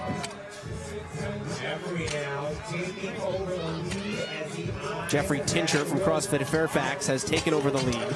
I said 49 for Brent Meyer. This is the 50 to 54 age group. He was 49 at the start of the year. He is now 50 years old, so he has just aged into this group, and it's always interesting to see how that plays between the younger end of the 5-year age window and the older end. Jeffrey Tincher's on the younger end too at just 52. Jeff Tincher, I competed with him back in 2009. Jeff Tincher's been around forever. And Jeff, buddy, you were old when we started, so you've just gotten better, though, with age. He just, the confidence and his capacity, what he's able to do, I love still seeing him throw down and compete with these guys out here. Two-time champion Kevin Kester. He is an outdoorsman. He looks like he's about to go chop down a tree somewhere. Kevin Kester is a professional iron worker. He became one at 19 years of age and talks about CrossFit. He goes, iron working is CrossFit for 10 hours a day, so this is light work. When that is your profession, is full capacity body fatigue, and then this is your fun, you have to be fit. Brent Meyer is still your leader on the right. He's being chased by Tincher on the left. Look at Tincher's form. He's just so tight through his midline on that barbell. Meyer's starting to fall apart there. And it paid off. Jeff Tincher, he's victorious in his return to the CrossFit Games after 5 years out. Jeff Tincher wins event 2. Kevin Kester coming up behind. He'll be in 3rd place following Brent Meyer, all doing it in 3 minutes and 15 seconds or less. 3 of the names you would have expected to see at the top of the leaderboard here for this age bracket. Craig Merkak, Christian Biaggi, number 5'11" there, hunting Merkak down from behind. Darius Buchholz at 51, the younger end of this age bracket, crosses the finish line as well. Bob Ruano.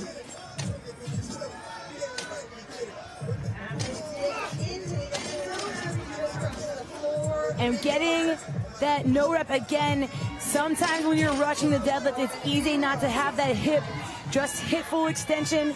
Your knee gets there and you feel like your legs are straight and you're at full extension. You're just not. That's Lon Allen with the arm tattoo at the top of your screen. Was supposed to be here last year. Had worked so hard, he makes his debut here in 2021 instead. Randy Lowe. Forget just trying to be here for the first time. This is his first ever CrossFit competition. He picked a good one. Yeah, I'd say so. And talk about being a rookie. Your debut on the grandest stage. You know, looking around and just, there's a lot to learn here with his technique. You can see as his back is rounding there, just not as efficient on that barbell. Would love to see him use a little more leg. Just for the sheer fact that it is a long week. There's a lot ahead of him, but he's peeking around, seeing where he's at. Looking to finish athletes, you have 1 minute. And with still a minute left to go here inside the time cap.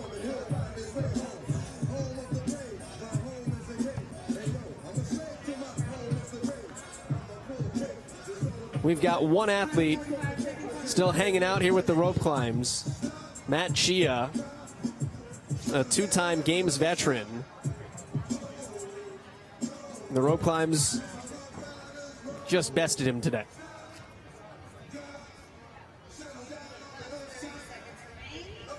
So with 25 seconds left to go, Matt Chia is going to wait out the time cap here in event number 2.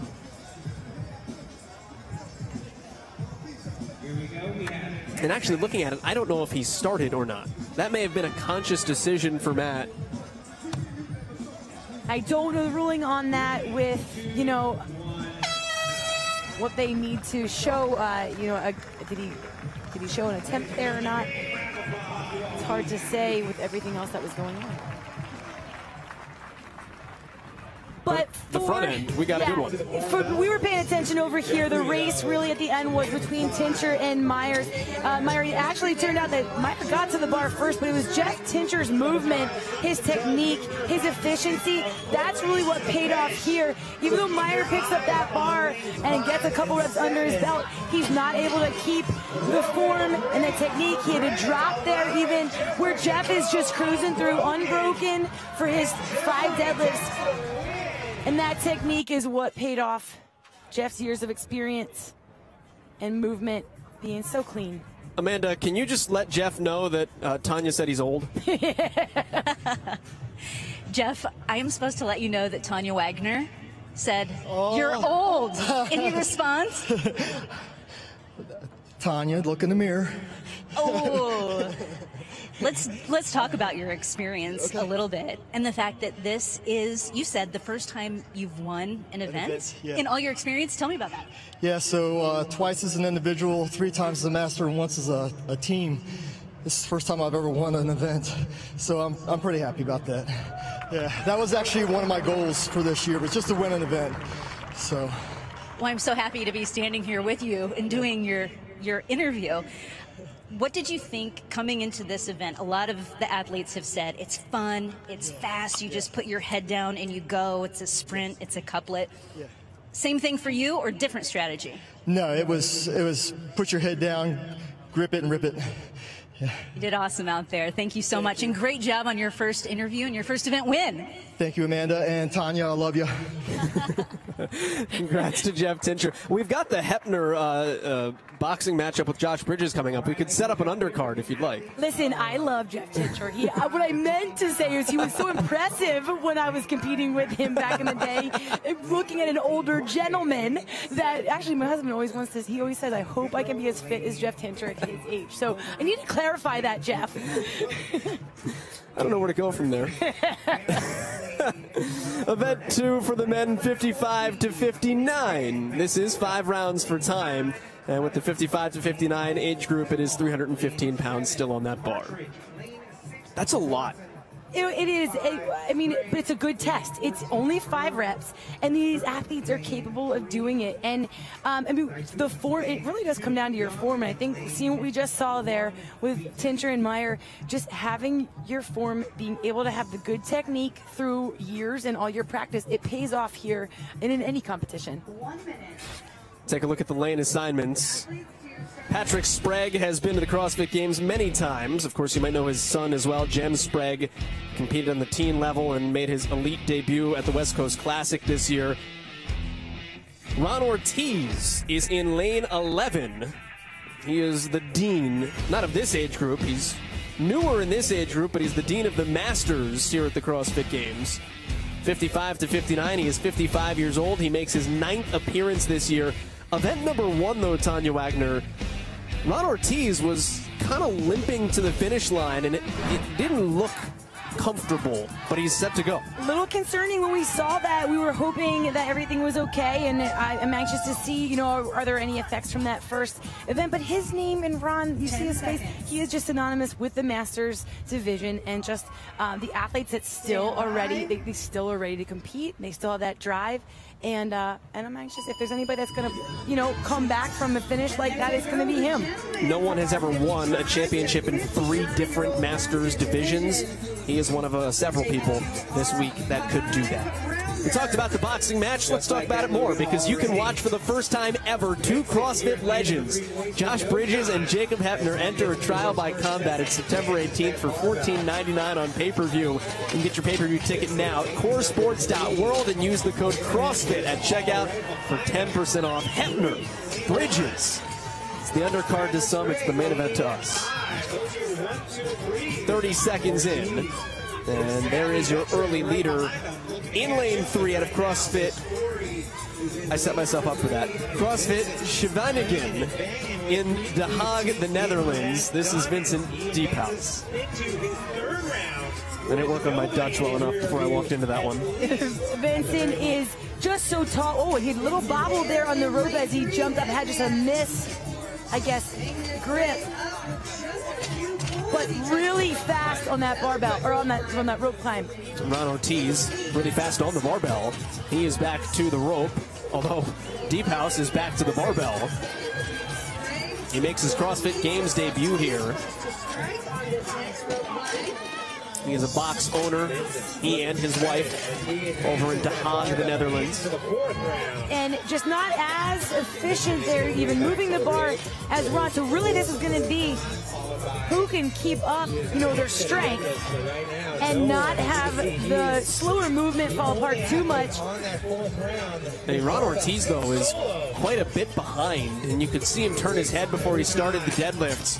He'll roll this bar forward. He's in second place, but Diephuis is already running back to the bar, so he is a full almost 6 reps, so to speak, ahead as Patrick Sprague works his way back to the Zeus rig. I mean, you've got people rolling the bar up to the final round here. And Deep House is like, I'm good. I'm looking at you guys all chasing me. He'll head back for his final rope climb, 2 minutes and 20 seconds in. This is a 5-round event. He gets those legs up so high and really is able to use that height to his advantage and maximize that height by leaning back there. We haven't talked about that a lot with the people that can use their legs on the rope climbs versus the legless. It's not necessarily a pulling movement. You're getting your feet up and standing yourself up. Absolutely, that's the proper way to lift, most efficient when you can use your legs, using your height, being able to get that. But it's hard to do that, isn't it? Yeah, you have to just train it. It's one of those techniques that you just need to train. And when you can do it well, that's so much easier. Deep House has enough time to wave to the crowd. Cruising in. Accepts the applause. He gave it to himself. Yeah, well deserved there. That was, really clean run right there. Ron Ortiz is on his heels. He'll head up to his final 5 deadlifts here at 315 pounds. Ron had been such a staple, missed 2019 because of a thumb injury. Of course, there was no 2020, so first time in 3 years that Ron Ortiz is able to get back here to Madison. And he'll drop the bar knowing who's around him. Very aware. While Patrick Sprague crept up behind. That break costs Ron Ortiz, and Patrick Sprague, the veteran himself, will eke ahead of Ortiz and finish second. And look at Jem Sprague. That's a proud son screaming at the finish line, and it is Ortiz that will come in third. So Ron was looking around, but he did need to break that barbell and that final deadlift. And I think this is the weight that we're talking about. They're able to do it, but if you can't go unbroken there, you need to put that down or held on a little too early. The fatigue of your grip with the rope as well. It's just so much time for your grip or for your legs too with the weight on that bar. 4.5 minutes into this 6-minute event. Hand in the air for Cook coming across. And the cartwheel. Well, if you have no one right behind you, you may as well. Why not? Yeah. No one's going to catch you. Make it interesting.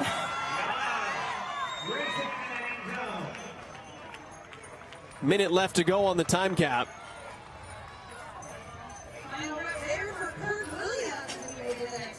We do have one athlete who is stuck on the first round of deadlifts. One athlete on the round of 4. Everyone else is at least on the round of 5. Jody Clements, the former school superintendent, showing that anybody, if they put their mind and their work ethic to it.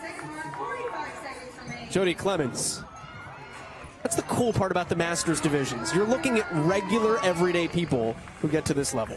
You're seeing just so much other experience, life experience, and knowing that they can come to a competition and they can be competitive in something like this is so cool to me, because it represents, like I've said before, the affiliates. It represents every day who goes to the gym and who inspires other people all around the world. They're everyday people. They didn't think this wasn't their life's goal. They had so many other goals in life that they've already accomplished. This is icing on the cake. This is so much fun for them. I really feel like that keeps just that raw feel of CrossFit, the early days. It kind of keeps that alive in the games because it's gotten so professional. And I love that it's a professional sport, but I love that there's also this element of these guys in there still throwing down crazy fit. Tom Famery is just working through those final deadlifts. Kimbrough was working on that final rope climb when the sound hit. 6-minute time cap has elapsed. But it is Deep House who is your winner. Take a look at how he got there. Now, Vincent Deep House, he was just cruising from the start. His speed on the barbell, his speed up and down the rope. He used the legs, so efficient on the rope climbs, getting the feet as high up as he can, and then just standing on that rope, using his length. And he was really all by himself through the end. Didn't slow down. His technique wasn't the strongest on that bar. We see some rounding of the back, but he was still able to keep the tempo up. Never broke on the barbell. Sprinted through the finish line, all on his own. So Vincent Deephouse just able to jog through and jog right down to Amanda Krebs. We've talked about the rope climbs with so many other athletes who've been competing today. Let's talk about your deadlifts. How did those go? I think pretty well. They were awesome. I could do them unbroken.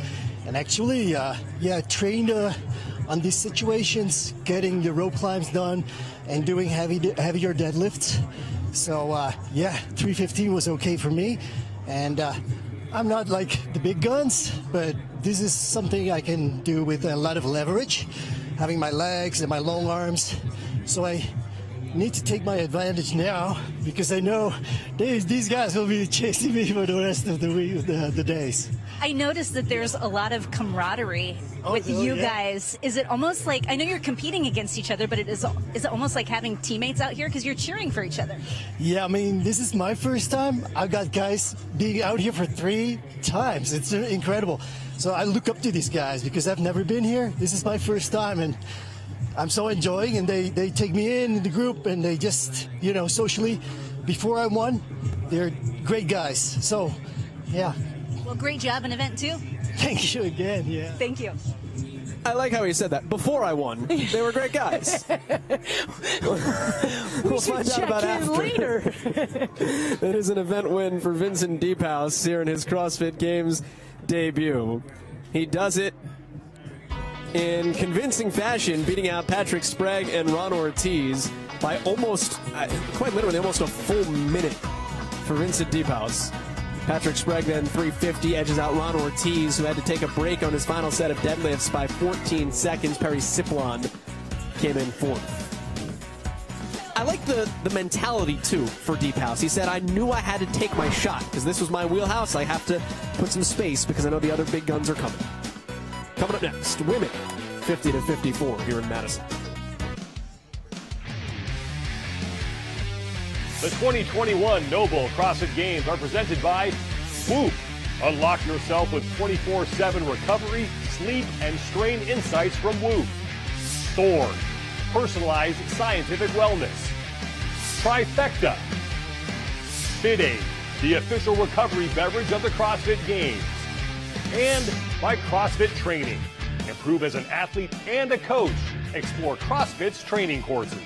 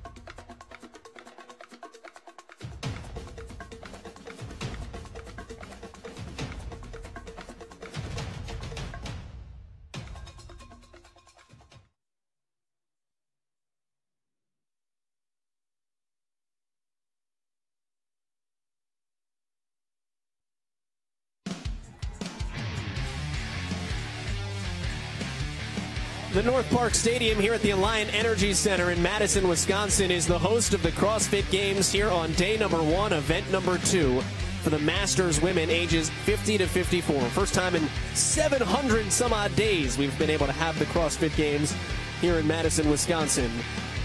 Amanda Krenz is down on the field alongside Tanya Wagner. My name is Joel Godet. Event number 2 is a speed couplet here. Rope climbs and deadlifts and 6 minutes with which to work. We've already seen the older divisions tackle this event, but now the ladies in the 50 to 54 division will have an extra round. They're going to do all 5 rounds, and their weight on the barbell goes up 20 pounds, so now they're going to deadlift 195 pounds. They still have that one rope climb where they are able to use their legs. 2 pages of lane assignments here with 17 women competing in this event number 2. Didi Hoffman and Tia Vesser in lanes 10 and 11 went back and forth last year in what we've talked about, the Masters Fitness Collective. They held a championship when the age groups did not happen because of COVID-19 last year. So once again, they are the 2 to jockey here in the middle lanes once they make it to the CrossFit Games here in 2021. Carrie Sandoval in lane 13 is a CrossFit Games veteran as well. 30 seconds. There are 30 seconds to start. Like you said, you know, some of these athletes qualifying for last year's games and then having to wait, you know, it's been the story for so many people, but when you've waited that long to get on the floor and, you know, they've had other competitions, okay, it's not what you trained for all year. So getting to get out here and just be here with the crowd and be side by side with the other athletes is just, it's exciting for these athletes, and they really get to showcase what they've done for the past 2 years of work. Underway, age group 50 to 54 for these women. Our broadcast today is brought to you in part by Beast Gooder. Squawk Beast Gooder sunglasses is hooking you up with 21% off their already affordable no slip, no bounce, all polarized shades with the code BeastGooderCrossFit21. Head to gooder.com/CrossFit and get ready to finally have a pair of shades that stay put no matter how sloppy your burpees get. It's Beast Gooder sunglasses. Tanya, I can personally attest to that, by the way. They don't move. They're good. That's good. That's gooder. Right next to one another, and in first and second place, 45 seconds in here to event number 2. Elena Kulik trying to make up some ground. She was on the back half of the standings after event number 1. This more in her wheelhouse movement-wise. A Games veteran, this her 3rd appearance. On the right of your screen there in the gray. And advancing that bar next to the leader, Joyanne Cooper. Those two going back and forth here. Being that they can use your legs, there's a little more urgency on these divisions because they can rely on the legs. They don't have that, you know, they don't have to wait for the grip. But the descent there. That was good. Shaking your head. Yeah, I see that too. That speed on the way down, really, that has been the difference maker, is the descent on the rope for these athletes. And being that high, every extra half second, quarter second matters. And then advancing the bar to round number 4. She'll head back to the rope climb here. Joyanne Cooper talked about waiting for some of these athletes after not having a Games last year. Joyanne told the Morning Chalk Up, I consider myself a 4.5-time Games competitor. Giving it to herself. Yeah.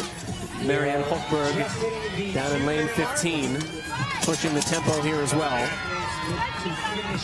She moves forward onto round number 4 and sprinting right back to the bar.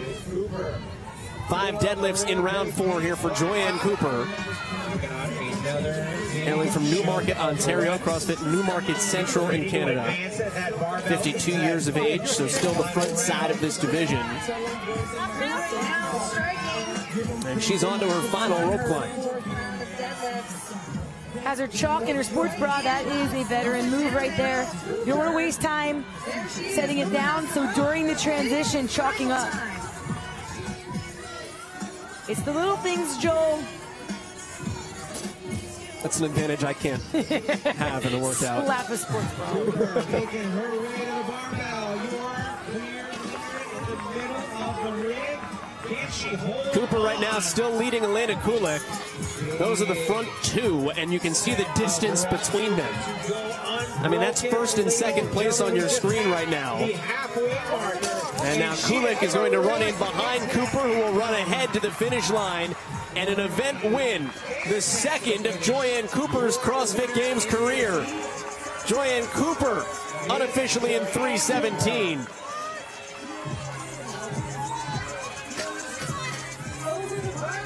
Executed it like it was meant to be. Nice little sprint. And after a tough start in event number one, Elena Kulik, all the way from Novosibirsk, she's from Siberia. Elena Kulik is done. Tia Vesser, who we talked about off the top, one of the names to watch coming in. She is done. Sprint to the finish right next to her. Dee Hoffman, who was the top-ranked seed coming out of the age group qualifier, she has finished in under 4 minutes. Points to be had here as barbells drop.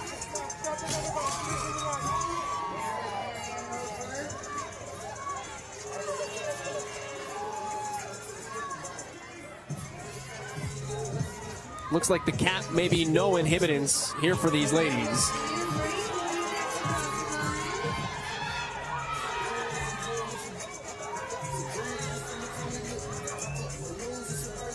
As all but one have now completed their work. There's just one rope climb left here on round 4. As you look at the utter destruction for the finishers. And that's what you expect in a sprint, so they push themselves just like expected.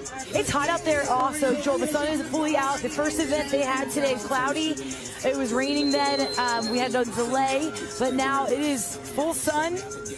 It gets really hot out on that turf. Well, Christy Brown may have just hit the wall here on these rope climbs. The owner of South Sound CrossFit in Eatonville, Washington, had a good showing on event 1 today. You would expect that, a marathon runner in her younger days.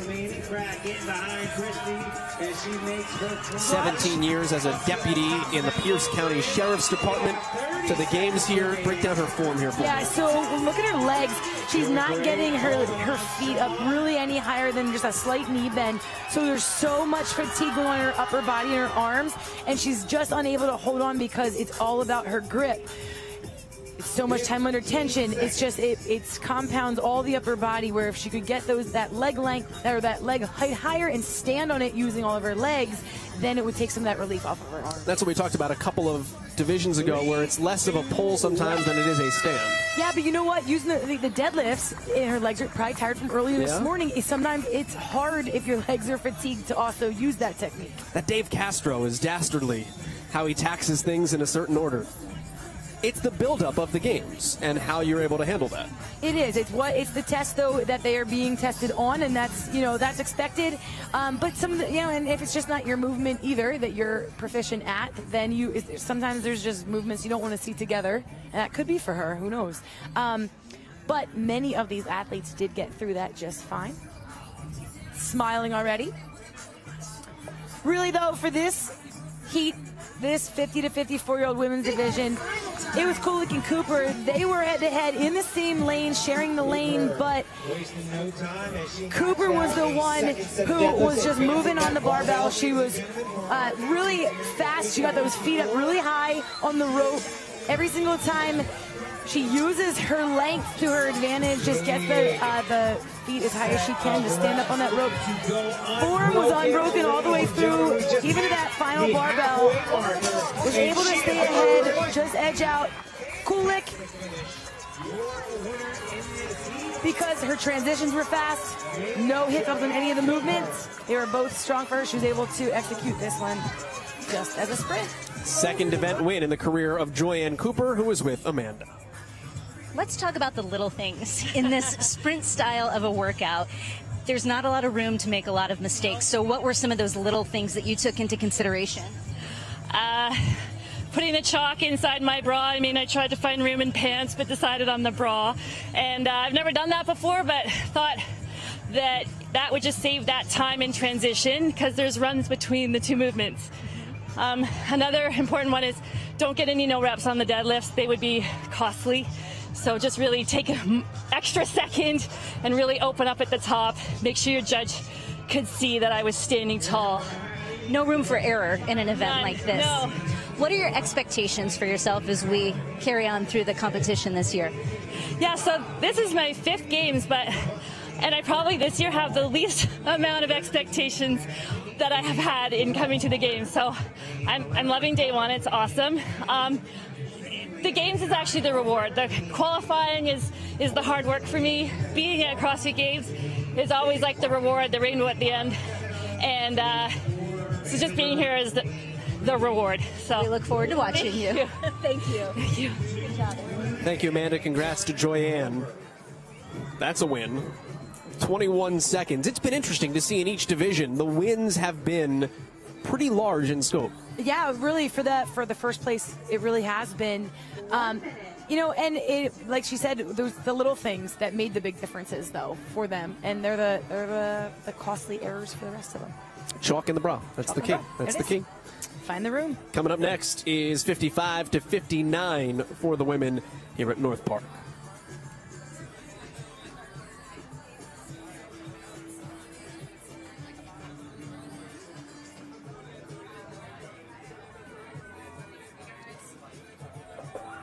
The event description is as we just witnessed, 195 pounds with those 5 rounds for time. It's the exact same thing. So now, you know, in these Masters, they don't always get a chance to see what it's going to look like, but they did there. And a lot of those athletes with in the last heat, you know, they have similar capacity to these ladies, so it's a really good test if they were watching and paying attention to those little things, seeing how the event was going to feel for them. That was good on them if they were paying attention, because we're expected to see more of the same for this 55 to 59 division of ladies. In lane number 10, Lori Machiznik is a Games veteran. You may know that name. This is her 9th appearance at the CrossFit Games. Karen Lundgren is in lane 9, Joanne McCullough in lane 11. Those are the 3 that flank the middle, the top 3 seeds coming out of the age group all-9 qualifier. It's interesting to see so many women move almost in sync through those deadlifts, but there is a separation where you might expect it at the middle of the field. I'm already watching some chalking going on, dropping chalk and picking it back up. So when you have such a fast sprint and there are people so close to you, you have to make the consideration, am I going to keep with that? Do I need to chalk? Is there a place where I can kind of edge out that I don't need to, that it won't cost me a no rep? That's Machiznik that you just saw there. Also a push from Robbie Moyles in lane 2. Moyles was 18th coming out of the age group all-9 qualifier. And again, we've talked about it a few times. It just goes to show, once you get here, throw all the names in a Yahtzee cup. Especially on day 1, you could get challenged from the outside lanes until things really start to sort themselves out. A push can come from anywhere. It's easy to go out too hot in a 5-round event in movements that these ladies are capable of, but can you keep that speed? Can you keep that tempo? The massive block of chalk there for Lori that she brought with her. Shayna Bunce, she also works from the middle of the field here.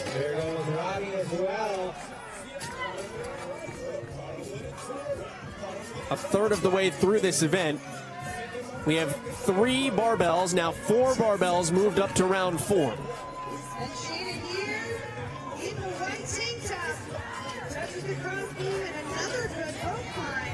Robbie Moyles right now is your leader, then Shanna Bunce, then Karen Lundgren.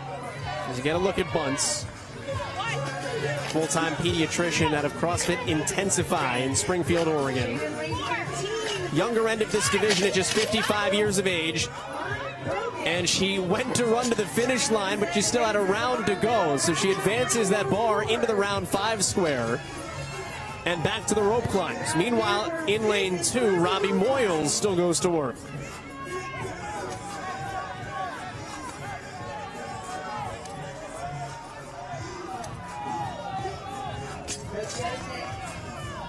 The rope climb's no object, and Bunce goes for the firefighter method.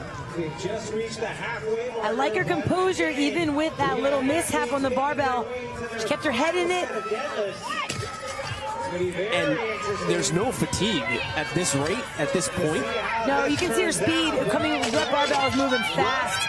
Some of the other ladies even started much slower, but man, really strong off the ground for Bunce. And that'll be a finish unofficially in 3:22. And this may actually be one of the closer heats that we've seen in this event. So Lori will come in behind and will be in second place by about 15 or so seconds. Robbie Moyles down in lane 2, making her way toward the finish line, and now the floodgates start to open a little bit.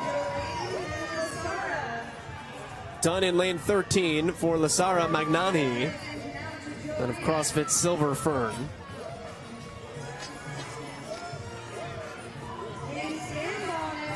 Four minutes into a 6-minute time-capped event, won by Miss Bunce. Here's Rose Wall. She and her husband are competing here at the games this weekend, or this week.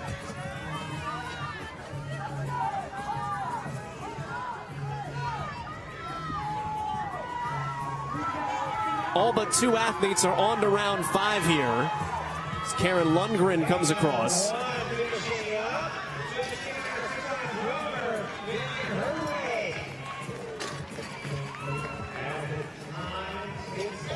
Got a minute and 15 seconds left. Tanya, this is kind of where you have to run your own race. If you're still out on the field, points matter. So beat who's behind you and don't get lost in the fact that you're seeing people in front. Yeah, you have to just stay composed in this part. You know, it's easy to get yourself a little disheveled when you're watching everybody run right by you, but keep your wits about you and just make sure that your reps are clean and that you can get in with whatever reps you can, you know, and squeak in there for the placing and not have an error or an injury or something foolish. Just saw Linda Elston for a podium athlete finish. It's hard to gauge other people's fatigue too. So when you're watching other people struggle, you really don't know where they're at. And at that point, you have to really listen to yourself and kind of listen to your own body. That's Charlotte Kwan in the foreground. Mint Hill, North Carolina product. With 10 seconds left to go here. This is the final round for Kwan, having to pull singles. Just try to get through the deadlifts here with 2 seconds left. And Kwan at least gets her way through the deadlifts before having to run to the finish line. It is Bunce, though, who comes away with the victory a little bit from behind. Well, Moyles really started out fast. She was really fast on the barbell. She was cruising the first couple rounds that we saw, but it was Bunce, her speed and her transitions, and the tempo that she started was really the same tempo she finished. Really fast up the ground with her deadlifts. Even when she had this costly bobble that we thought was costly, she had given herself enough room with her tempo. She was able to run back to the rope and finish up ahead of Moyles. Moyles just couldn't keep up the speed.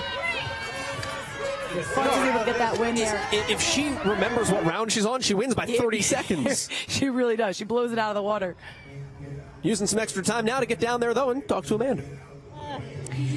We were just talking about, well, she said she can't count. We know that's not true.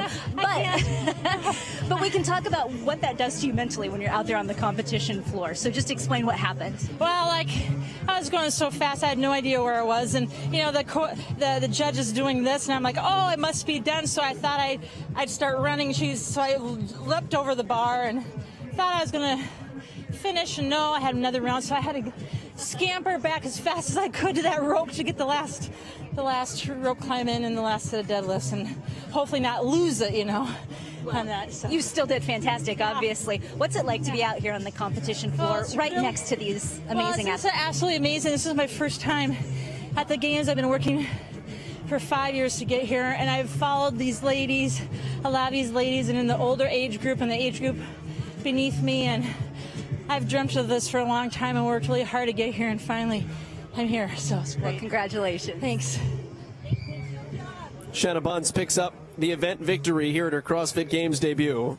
A little bit different than her other hobbies: gardening, knitting, and hiking. See, CrossFit is for everyone. It's good to have a broad portfolio. It is. I also wish I kind of wish I knew how to knit. Could use a blanket now and then. She wins in 15 seconds. And again, like that's one of the closest gaps we've seen. Like the separation between 1, 2 in the field throughout all of these age groups. When it happens once or twice, that's one thing. It has interestingly become a story how 1 or 2 people have separated themselves in the combination of rope climb and deadlift. Still to come. We'll move our way back to the boys, 16 and 17. To the younger age groups when we return here to Madison.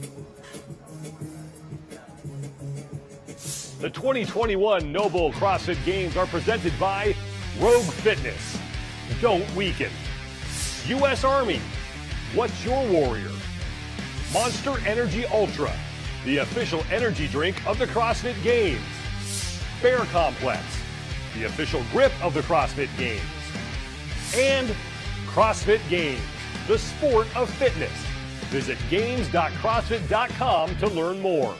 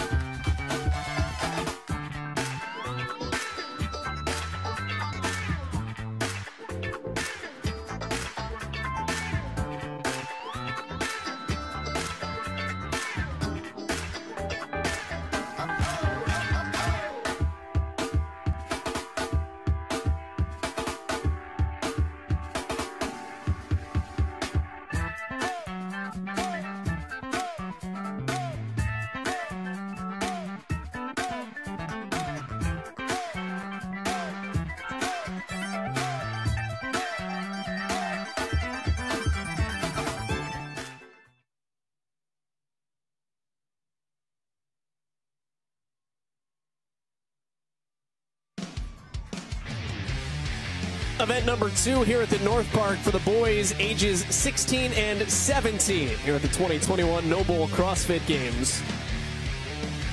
Amanda Krenz is down on the field. She is Tanya Wagner. My name is Joel Godet. First day of a week of competition here in Madison, Wisconsin, and it all starts off with the age groups and the adaptive athletes. This is their second event. It is 5 rounds for time. These athletes are going to do one rope climb legless for this 16 to 17-year-old boys division. And then the barbell weight for them is going to be 345 pounds. So 30 pounds higher than what we saw for the younger age division at the 14 and 15 division. It's interesting to see how that weight plays at this level as well, and where that is based on some of these athletes 1RM with the amount of reps they're going to have to do over the course of this event. It's a much different element, the legless, than it is when you can use your legs, especially with deadlifts. The compounding effect of your grip, you know, you have to go when your grip is ready, and the extra 5 feet than we're used to. We're used to seeing the 15-foot line. Lane assignments to keep an eye on. Nate Ackerman is the #1 overall seed coming out of the age group online qualifier. Rokfi Gudnason is from CrossFit Reykjavik, Annie Thorisdottir's gym over in Iceland. David Bradley, the champ, is here from the 14 and 15 age bracket at the 2019 CrossFit Games. There is Nate Ackerman. He's the son of Julie Ackerman, former CrossFit Games athlete in her own right.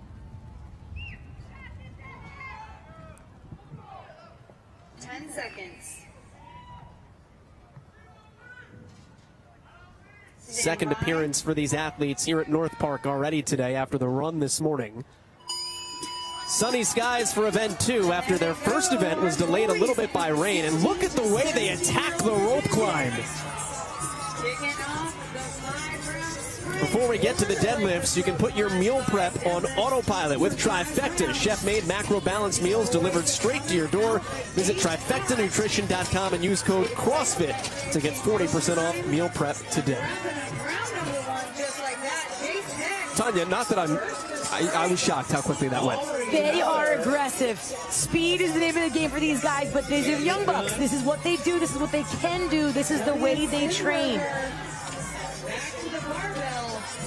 They have the capacity to just push so hard, and in a shorter event like this, this is easy for them. I mean, in some rights, this is the older of the young division. So with some of them having some experience under their belt, a few years, and the weight of just wanting to get on the floor and showcase this, the volume that the younger athletes at the CrossFit Games have been training is just so high that seeing one legless rope climb for them is probably like, I know what I can do. I have confidence in that one. I know I can just rip through that. That's the only athlete at the CrossFit Games from Austria on your screen right there, Elias Simburger. Making his second appearance at the Games. He was 7th in 2019. He's your current leader here in event number 2, although he is being pushed from behind in lane 17. Jace Peck, I mean, centimeters behind him, rolling his barbell forward.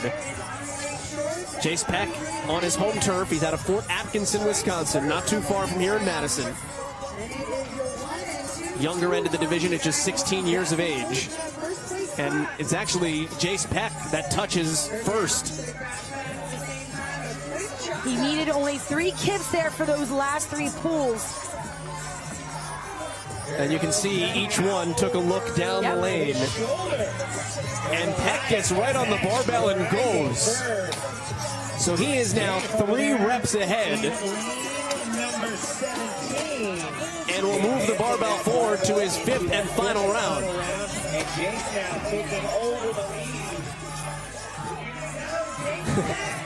The toll of the barbell has taken so much that just moving it forward is a chore. 2:30 left to go, and you can see the difference between the first rope climb and the 5th rope climb. A lot more kips here. The final one, he was able to hold on and make it. Nice. Well done there.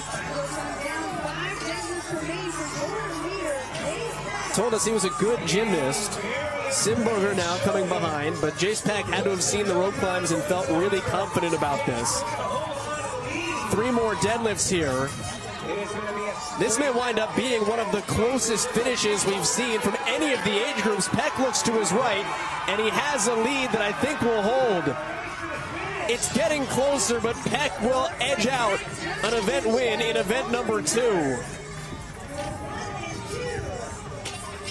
So Jace Peck from down in lane 17 picks up the victory. Simberger winds up in 3rd.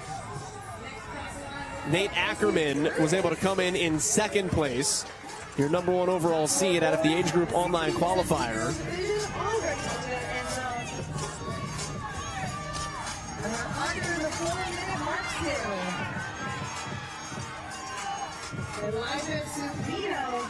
Elijah Subino in lane 15. One of 2 brothers competing, actually 2 pairs of brothers competing in the teenage divisions. 2 minutes left to go until the cap.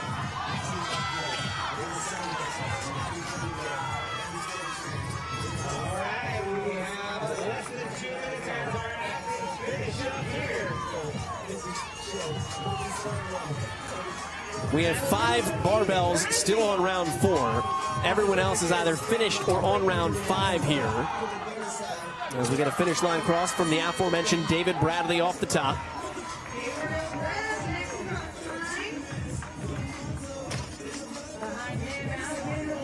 Gabriel Greb with the stumble across, and Blazo as well is done with a minute and change. Maybe my favorite name, Miguel Buzaru, out of Sao Paulo, Brazil, the 16-year-old. He will finish here. All the way from Brazil, Tanya, his first ever CrossFit competition was the Granite Games several years ago. Came all the way stateside to compete. That's exciting. I mean, you want to see where you stand. You want to be at a legit competition. Come on over. Test it out. I was joking with you earlier. I was like, maybe like the Dark Bulls, like throwdown back in Brazil. Just had a tumble from the top of the rope for Evan Baker. That is still considered a controlled descent for the 17-year-old out of 3 Kings in Indianapolis. With 30 seconds left to go. Back to the rope. Evan Baker, tip your cap to this young man.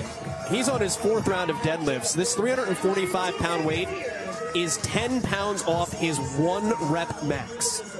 He has now lifted it 16 times.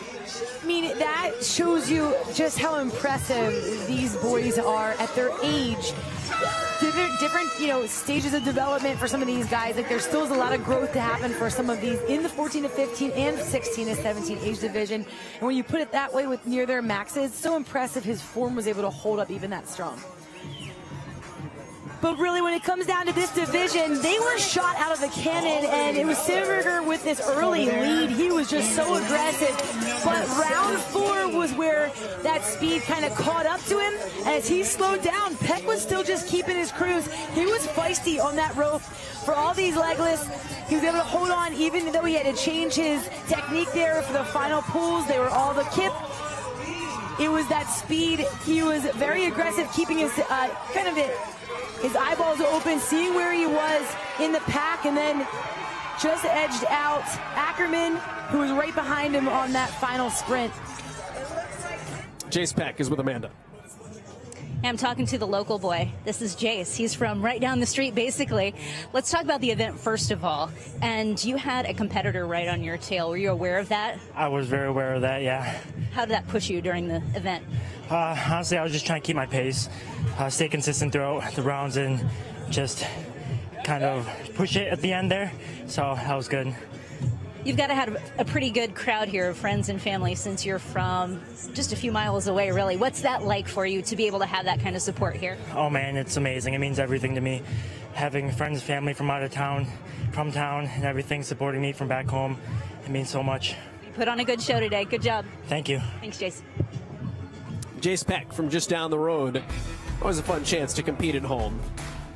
Beats out Nate Ackerman. That is the first time we've seen anything remotely close between first and second. A 1 second difference. We've been looking at 20 and 25 second gaps throughout all of these age groups from first to second place. We got a race this time. Peck and Ackerman And then Simberger, who was there for so long, winds up 11 seconds off pace to finish in third. From the boys 16 and 17, we go up to the men 35 to 39. This is the youngest of the men's Masters athletes. And the event description for them includes the heavy barbell, 345 pounds. More of the same. So we just saw the 16 to 17-year-olds take it on, and now the 35 to 39-year-old men will do the legless rope climb, followed by the 5 deadlifts at 345 pounds. You know, a lot of these guys, they're rookies to the Masters, but not rookies to the games or to competition. Yeah, we're going to show you these lane assignments, and you're going to look at some of these names and go, oh my, this is a lot of name. And you can see it on your screen right there with Hobart. Kyle Kasper-Bauer is a former elite level podium athlete. Nick Block was at the 2019 CrossFit Games. Adrian Conway, if you've ever been to a level 1 seminar, you may have had him as your instructor. 35 to 39 is stacked. The one name you do not see is Dan Bailey. He has withdrawn because of COVID-19 protocols. It's been very much talked about over the last couple of days. Unfortunately for Dan, we will not get to see Dan Bailey compete this weekend, and we will be down to just the 18 athletes in this field. He will be missed, but these other athletes out there, you know, with prior games experience, they, you know, coming to the Masters, you don't really know what to expect, you know, and so I'm excited for them to get a chance to see just how aggressive the competition is. Kyle Kasper is his 3rd year at the Masters. He has the experience knowing what it feels like to be on this floor, so I'm really anxious to see them as we get more of these games athletes into the division, just how it elevates the whole competition. Not only does he have experience, but he's been a master thrice, he's won twice. Kyle Kasper-Bauer right in the front of your screen there, just touched on his first legless rope climb, and now to these deadlifts, and these guys are just going to rip through 345 pounds. Number 2, advancing that barbell. 20-ish seconds for these athletes to knock out that first round. It'll be interesting to see, how does that split maintain as we go? Are we looking at 20-ish second rounds as these athletes continue to move? Dustin McWilliams right now is your leader. Man, he is cruising. Grand Forks, North Dakota, from CrossFit Soulfire. He was slated to make an appearance at the games last year in 2020. Lane 2, James Howell as well, near the front of the pack. Nick Williams.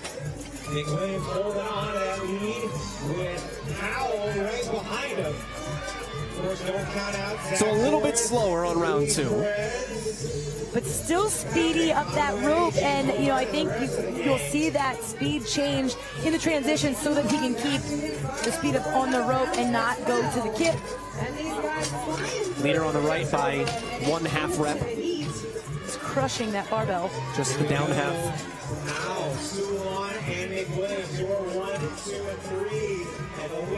McWilliams and Howell at the front. 3rd place is Dusty Sulan.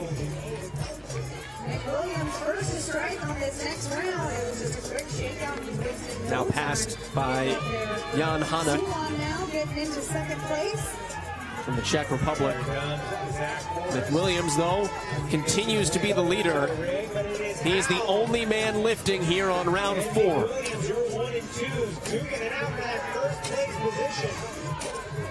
Matt Fraser somewhere's going to shake his fist at us, but Tanya, he's 5'7", so his range of motion is shorter. He's just using that speed on the way down and is able to, you know, there's a standard of not bouncing. You can't go faster than what gravity's going to take it down, but there is a way to use that descent to your advantage.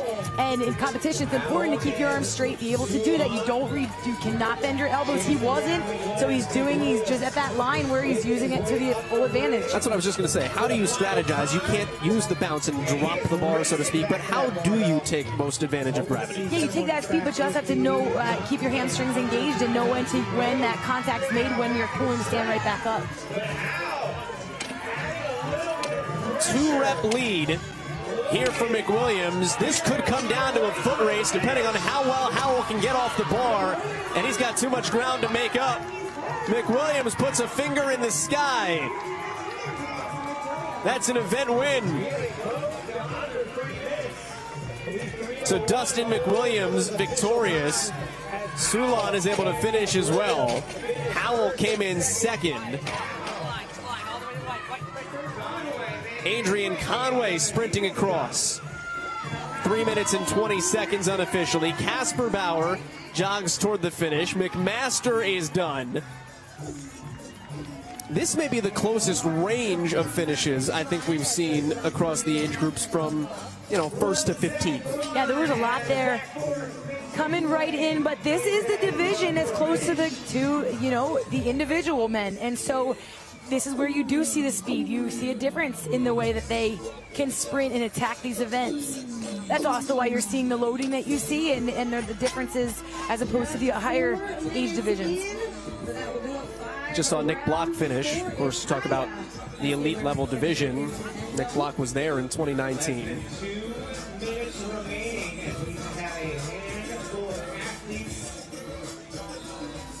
Couple athletes still working, and the rope climbs look like they have potentially gotten the best of Brandon Nolan. He is doing his darndest. We're at the 4.5-minute mark. He's holding strong. Those forearms, though, got to be burning. That's a look at Tomas Vaino. Gomez as well. Bolo Gomez. Just trying to... What goes through your mind here? Like, when you know your forearms are shot, like, how do you recruit them to say, like, all right, we're here, let's do this now? You know, it really is. It's the test of knowing, like, you only know when you jump up there, did I wait long enough? Really, I mean, if he's watching the clock and you kind of know what level of fatigue you're in, but if it's not something you've timed out in practice, it really is a hard gauge, especially when you have another, with another grip movement. Other movements are easier to kind of time out, but legless is very difficult.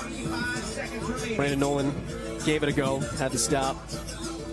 That voice in your head when you, did I wait long enough? And then you go, oh, nope, I didn't. Shoot. The clock restarts, and I think that's the most devastating part. Oh, it is, and the fatigue of even just the attempt then, and you're like, set myself back even more. But, these guys are competitors. You don't want to stand there either. You don't want to wait too long, and you're like, man, if I can get one, and I can make one more attempt and get that rep to count. Well, if you're going to go, you got to go. 10 seconds left. Nolan is done with 5 seconds remaining. No one else will make an attempt, so the cap for a couple of athletes here in the 35 to 39 age bracket. So it was really, how with the early lead we watched, he was just really smooth. But with this sprint, you had to keep your tempo. You had to keep your speed through all 5 rounds. That's what McWilliams did on the barbell, on the rope. But, that speed that he came back to every single round looked similar to the first. The only time we saw a speed change was in the transition. But when it came to the movements, it was all sprint. That's what earned him the 100 points in event number 2. And Dustin McWilliams is down on the field with Amanda Krenz. Dustin, you had some time to think about event 2, the one you just finished, after you had completed event 1 this morning. So what did you focus on? I just tried to get up the rope as fast as I could, because I knew I'm pretty good at those, and then try and stay unbroken on the deadlifts and make the transitions fast, not lollygag around. This is only event 2. There's a lot of competition left. What are you going to focus on as far as strategy, and maybe even what your expectations are for yourself? I think I'll take every workout a little bit differently, I think. Play to my strengths, play to my weaknesses. And I'm excited for the snatch workout next. I'm not going to do super great in it, but it's just a fun event to do, 1 rep max. So, yep. Look forward to watching you. Good luck. Thank you. Thanks, Dustin. Thank you. Win for Dustin McWilliams to cap off the second of 3 events here on the first day for the 35 to 39-year-old men. We'll age it up a bracket, 40 to 44. That comes your way from North Park in just a moment.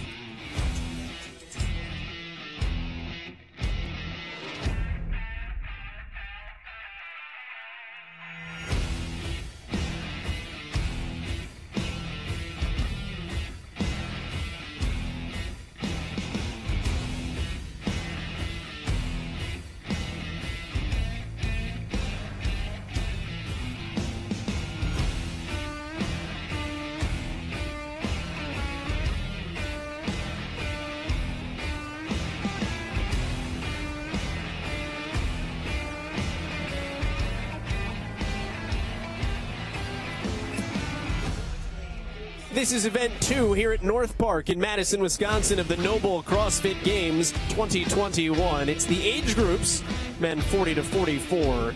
Event 2 includes 5 rounds for time. Tanya, which part of this is harder? It's going to be the rope climb. I would say for this age group, I am going to say we're going to see a little bit of slowing, but I still think it may be the rope climb, the legless rope climb at that 20-foot mark for the guys. It's something new to the Masters. It's new to actually any games division to see a legless at 20 feet. So I think we're going to see some slowing there, but they still have that heavy barbell, 345 pounds, which is quite heavy.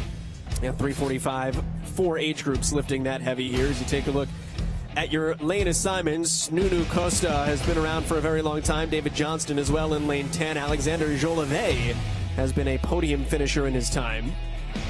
Tony Kurz is a member of the U.S. Army Warrior Fitness Team. He's in lane 12. And of course, everyone knows Wadapalooza. It's now one of the big events in CrossFit. Guido Trinidad in lane 16 invented the thing. And he has been competing for a long time in the individuals as well as now here at the Masters. We love seeing him over here. He's just been around for so long, and he has, Wadapalooza is what people know him for, and that's a fantastic event, and excited to see him out here. Sanctioned event by CrossFit a year ago as we begin event 2 for the 40-44 Masters. Visit wit-fitness.com/CrossFit to shop all the training brands you love. That's wit-fitness.com. Everyone in their first round of 5 deadlifts here again at 345 pounds. And it is the middle of the field that advances the barbell first. Of course, your highest ranked athletes coming out of the age group online qualifier in those middle lanes. Alexander Jolivet just topped the top of the Zeus rig there on your screen, and he sprints right back. Transition time is non-existent here. These athletes are moving.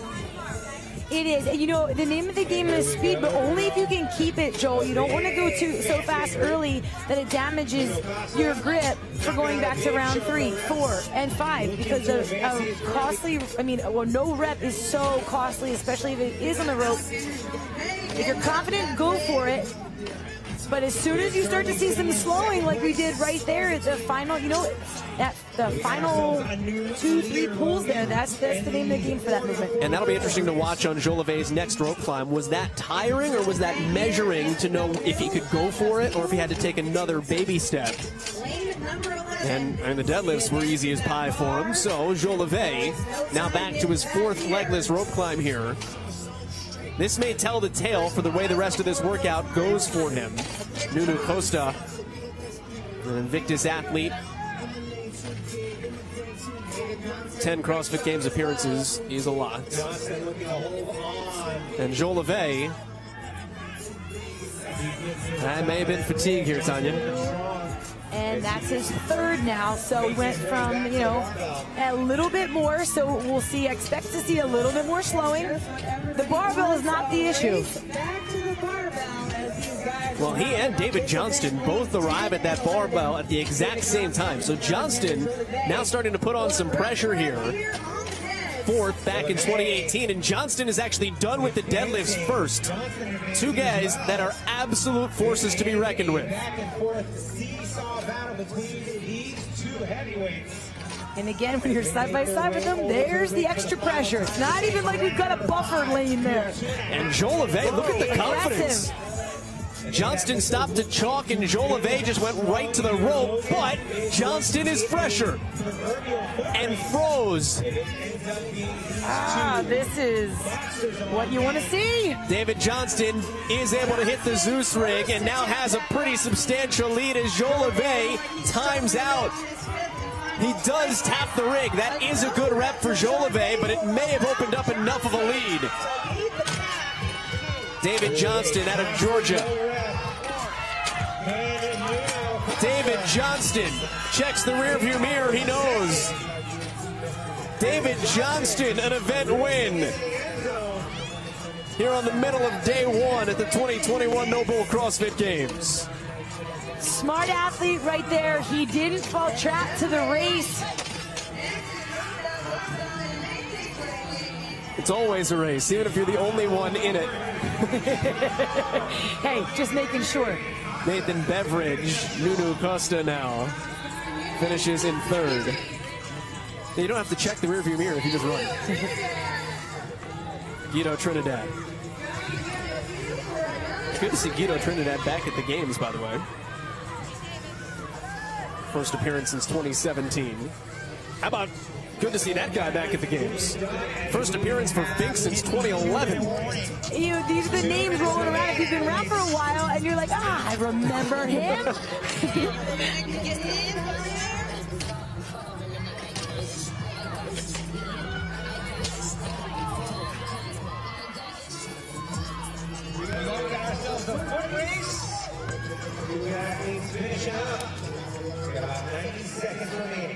With a minute and a half remaining, there are 4 barbells, 5 barbells still not on the 5th round.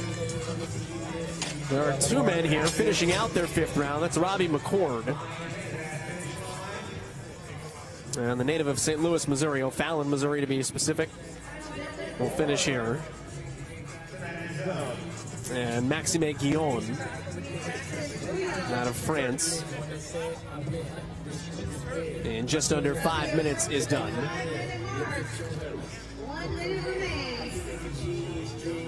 But it looks like we've got a couple of athletes that have just run into a rope climb of despair.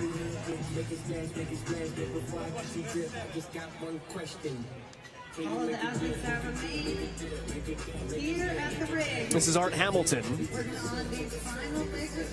He's on his 4th round. And his biceps just gave up. Eamon Coyne is right next to him. Eamon Coyne from Ithaca, New York. He and Tim Paulson own a gym together. A couple of hockey players. So Eamon Coyne here with 10 seconds. And this is Eamon Coyne knowing he had the deadlifts in the bag. It was the rope climbs that bothered him because he got to that bar and made absolute quick work of it. And unfortunately for him, he is capped, but he does do the work. He just couldn't finish across the line. David Johnston did it, though, and he did it faster than anybody else. That's an event win for the veteran. Jolivet had the early lead. He was super aggressive on that rope. He had no issues on the barbell. But it was a battle with Johnston when they came up to that final rope. Johnston took the time to chalk up, and he went when he was ready. Jolivet wanted the race. He wanted to win that, so he got on the rope first, but it was before his body could handle that speed. And it was Johnston that got to the top first, so he could peek back with a little extra time. But that's what opened up the lead for him, because Jolivet just jumped up a little too soon and wasn't able to cruise up the rope. So David Johnston picks up an event victory for him, his first in his CrossFit Games career. And for that, he gets to speak with Amanda Krentz. David, I was talking to you about this competition and the lane next to you, and how aware are you of what's happening next to you? Very aware. You just can't play on it. You know, stay in your lane, run your race. That's what I did. How do you do that? How do you focus on that in the midst of an intense competition? By not doing it in previous competitions. Hard way. Yeah, experience is coming into play for sure. Exactly. Where do you see yourself at the end of this? Obviously, we know where you'd like to see yourself, but... Yeah, I just want to finish well. I want to go away or leave here and know that everything I did was the best I could do. So where that lands me is where it lands me, but hopefully it's on the top. Well, event 2 sure worked out well for you. It did. Great job out there. Thank you. Thanks, David. David Johnston picks up the victory. 3 minutes and 20 seconds. Beveridge in 3:29. And then Nunu Costa is at the end of your top 3. Level up in age, 45 to 49. Coming your way as we come toward the back end. Just 5 more age groups remain here in event number 2. If you've been with us all afternoon, this will look familiar for you. This is the final men's division that we have, and it is the 45 to 49 division. 5 rounds for time, 1 rope climb. They will be legless, and the 5 deadlifts will still be at 345 pounds. Still the 6-minute time cap. Matt Detman out of Blue City Athletics. He is the other half of Taylor Stride, who you'll see on the team competition, former member of Mayhem Independence. Justin LaSala, veteran Games athlete. Giulio Silvino, very veteran Games athlete, but still looking to break through onto a podium. He'll be in lane 10, and then it's all the Americans are in lane 11 through 19. Tim Dimmel has been here several times. Mike Kern, over from the East Coast, outside New York City, is a Games veteran as well. You asked me in the previous heat, what did I expect to slow these athletes down? I said it was a legless rope climb, and I'm going to actually take it now to some of the barbell. So with this legless rope climb, we have a lot of lats going on, and that also is what you're going to use when you go to that barbell at 345 pounds for these guys. It is a heavier load. Their legs are fatigued, more from what they've done earlier and with the deadlift. So it takes a lot on your back. When your legs are fatigued, it's going to put even more in your lats. I saw a few athletes in the last division kind of doing that little shift in their back to kind of squeak things out. You do not want to pull a back muscle and throw your back out on any deadlift. So I do expect to see possibly some slowing on that barbell. Underway here. It's all about form as well. When things start to get heavy, it's very easy to break your form, and then it just makes your life all that more or less fun. See a lot of belts, and that's smart too. You know, use the proper equipment. This early in competition, if you can, they know they have that transition from the rope to the bar. The rope, or that bar will roll forward, so you always have a little longer between the transitions, so it is a good time to tighten up that belt. You can unlock yourself with personalized sleep, recovery, and strain insights from Whoop. Go to whoop.com/CrossFit for $30 off of your membership. That is at whoop.com/CrossFit. Closing in here on the first minute here as these athletes make their way out to the barbell for round number 2. And then, as you would expect, in the middle of the field, that's where your leaders come from right now. Jason Grubb, Mike Kern right on his heels. Grubb was 4th out of the age group all-mine qualifier, Trailhead CrossFit in Golden, Colorado. 45 years old. He's on the younger end of the division. There's your leader, though, in lane 4, Jason Luukkonen. 1, 2, and 3 of the heat coming out hot. Out of Colorado Springs in Colorado. So basically, if you're from Colorado, you're in great shape right now. A little different tempo than the previous heat. They're keeping up with their capacity. And really, I like what we're seeing on the barbell. Nice technique. They may have learned from watching that previous heat go so fast in the first round, second round, that it's going to blow up your backs and your legs, and it's really all about how you finish up this event, how round 4 and 5 looks. You know, from a coach's perspective, too, Tanya, you're seeing the same weights that a 49-year-old is lifting and that a 16-year-old is lifting in this competition.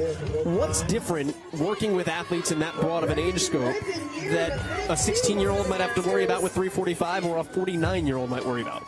All the years of what your body has been through and just knowing your limits. Really, at this age in the Masters, it can be when you know your form starts to break down, like you said, the younger athletes can bounce back a little bit more, but one little pull, one little thing in your back, a shoulder, a hip, it really is that much, takes that much more to get back from. And you can't do that in an event or in a competition like this.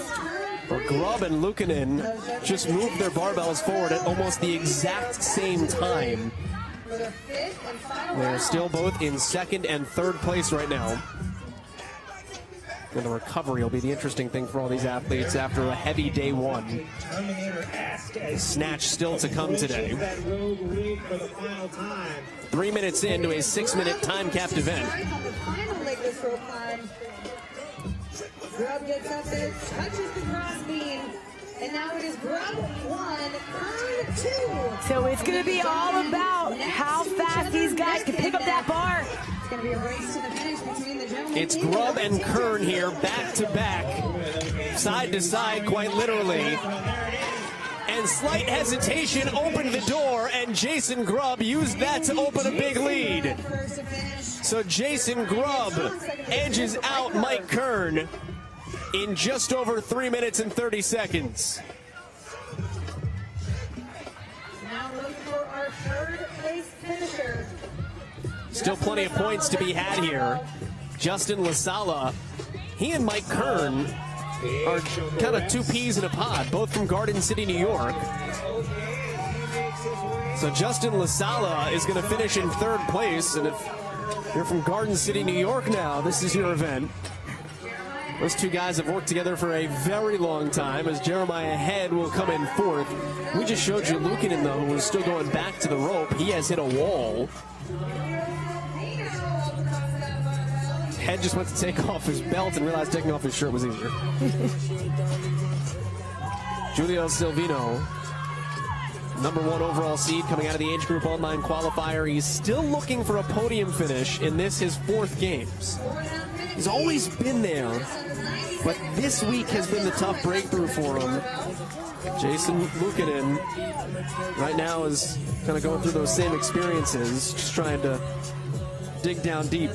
With this couplet, with these two specific moves, it was absolutely the possibility for this kind of trap and that wall to be hit, and he did. He really did fall into it. It was early, he was cruising, but if you're not aware of your pacing and you're not aware of just kind of grip management, this can easily happen. Inside a minute here till the cap, and still half the field is still out there competing. Andrew Kettleson in lane 14.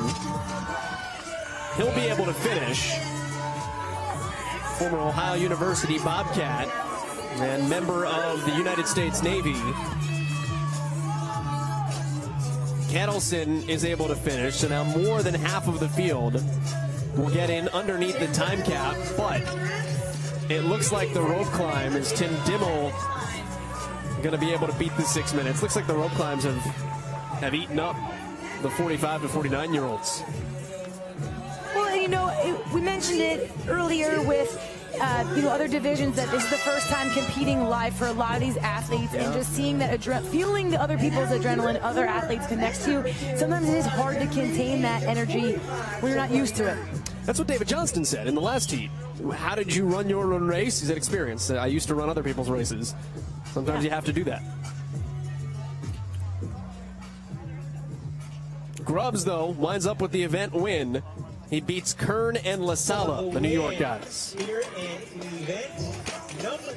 Luukkonen was our early leader, but really Grubb and Kern put on the show later on for us.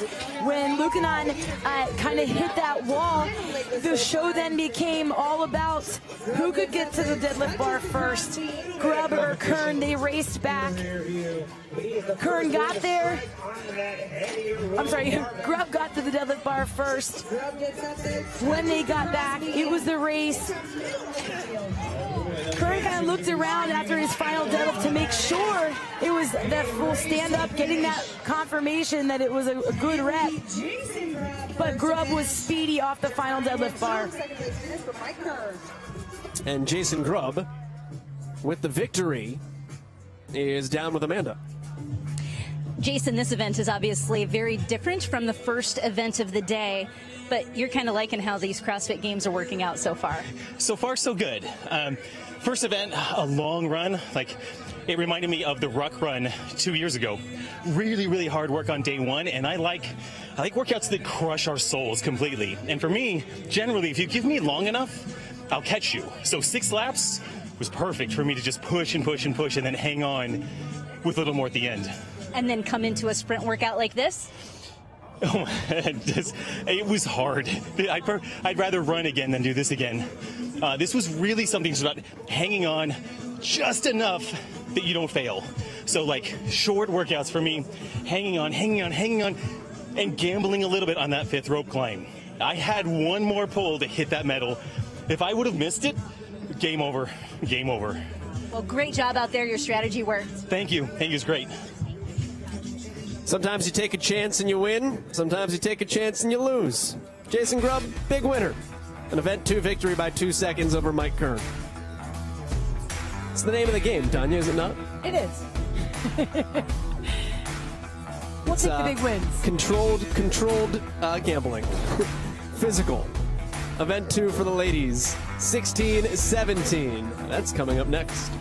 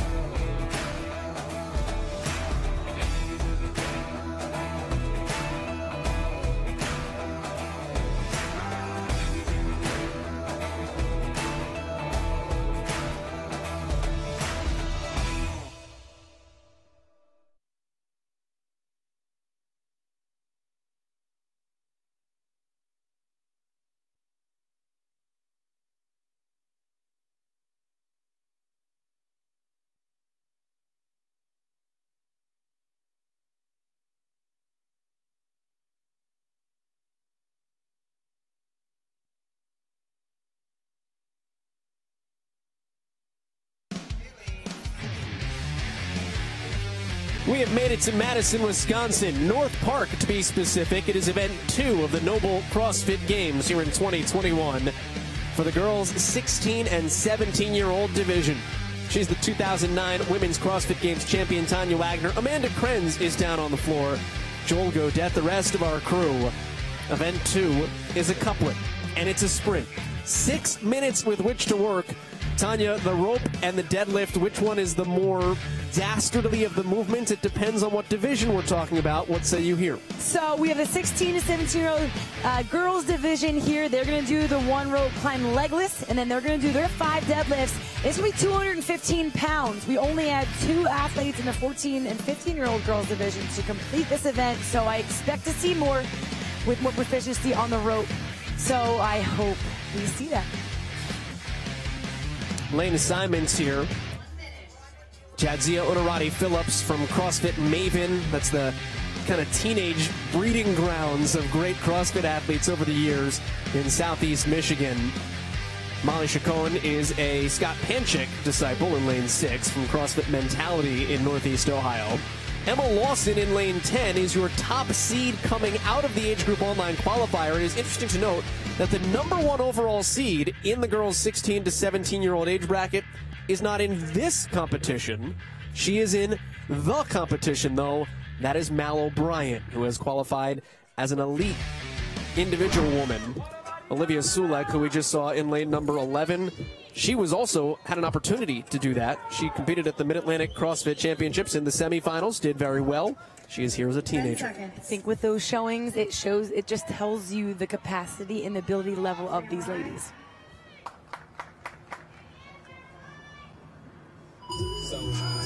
Underway here for the 16 and 17-year-old girls. This event and our broadcast brought to us in part by cbdMD. It's the CBD you can trust. Visit cbdMD.com/CrossFit and use the promo code CrossFit to get 30% off of your order today. Tanya, let's start there with this particular age group because of the fact that Mal O'Brien was #1 overall. She goes elite. Emma Carey is also supposedly in this division. She didn't even do the qualifier. She put all her eggs in the elite basket. She's competing over there as well. You've seen Haley Adams. You saw what Sulek and Emma Lawson did at the semifinal level. What to you has changed in recent years that this group, particularly on the women's side, more so than the men, they've been able to push through to compete not as age groups, but as the real deal? You know, I really think girls' development a little bit earlier than some of the men in comparison, and the confidence that they have seen other ladies kind of get into the main division, the individuals, has given them that hope and that, you know, that they can do it as well. And the training consistency that they are able to do and just kind of get there.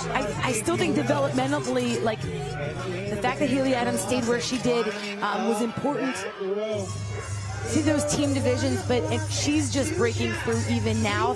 But if you can get to the individuals and train among the best women, it really, the sooner you can get there, it just elevates your game. So it really depends. Do you want to dominate the teams, or do you want to go advance yourself because your plans are to be in the individual? And maybe dominate over there as well. It all depends. Emma Lawson, you know, we don't say that to discount the ones that are here, because Emma Lawson competed at the semifinal round. She was 24th out of the individual quarterfinal rounds. Like, you are looking quite literally at the future of this sport right now. Well, yeah, and it really does depend on you. You have to know what your mental capacity is and your ability, what your commitment to the sport at that age. Also, what are you willing to give up and what are you willing to do at this point in your life?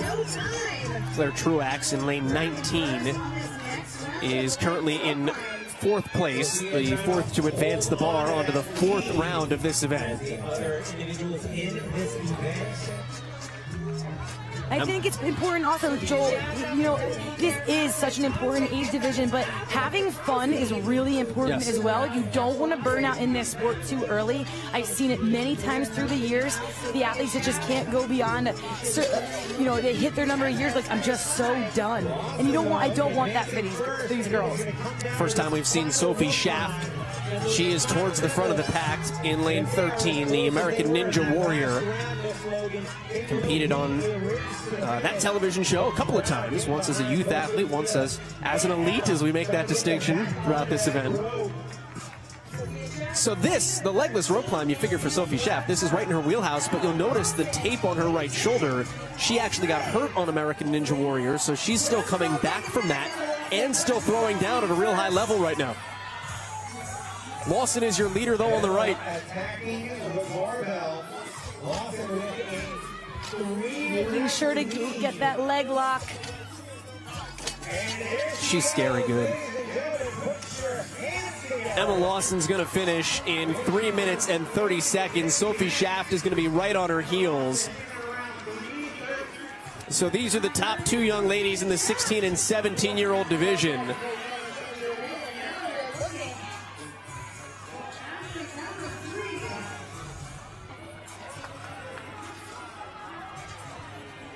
Truax got out early. She's on round 5.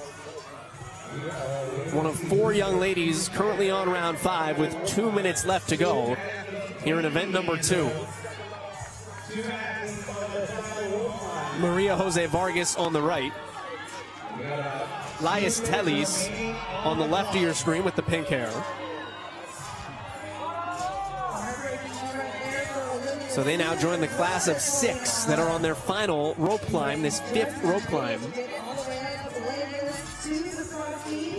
And now, you know, it's not so much of a race between the two of them. When you look around the field and you know you've only had 2 athletes to complete, it's more important that you finish. You take a look at that time on the clock and you just play, like, just finishing is really fine. So no need to race and get ahead of yourself, even for that one placement if you're not ready. Jadz Onorati Phillips here. So she'll finish in the top 5 inside 5 minutes. And the cap will become an issue here.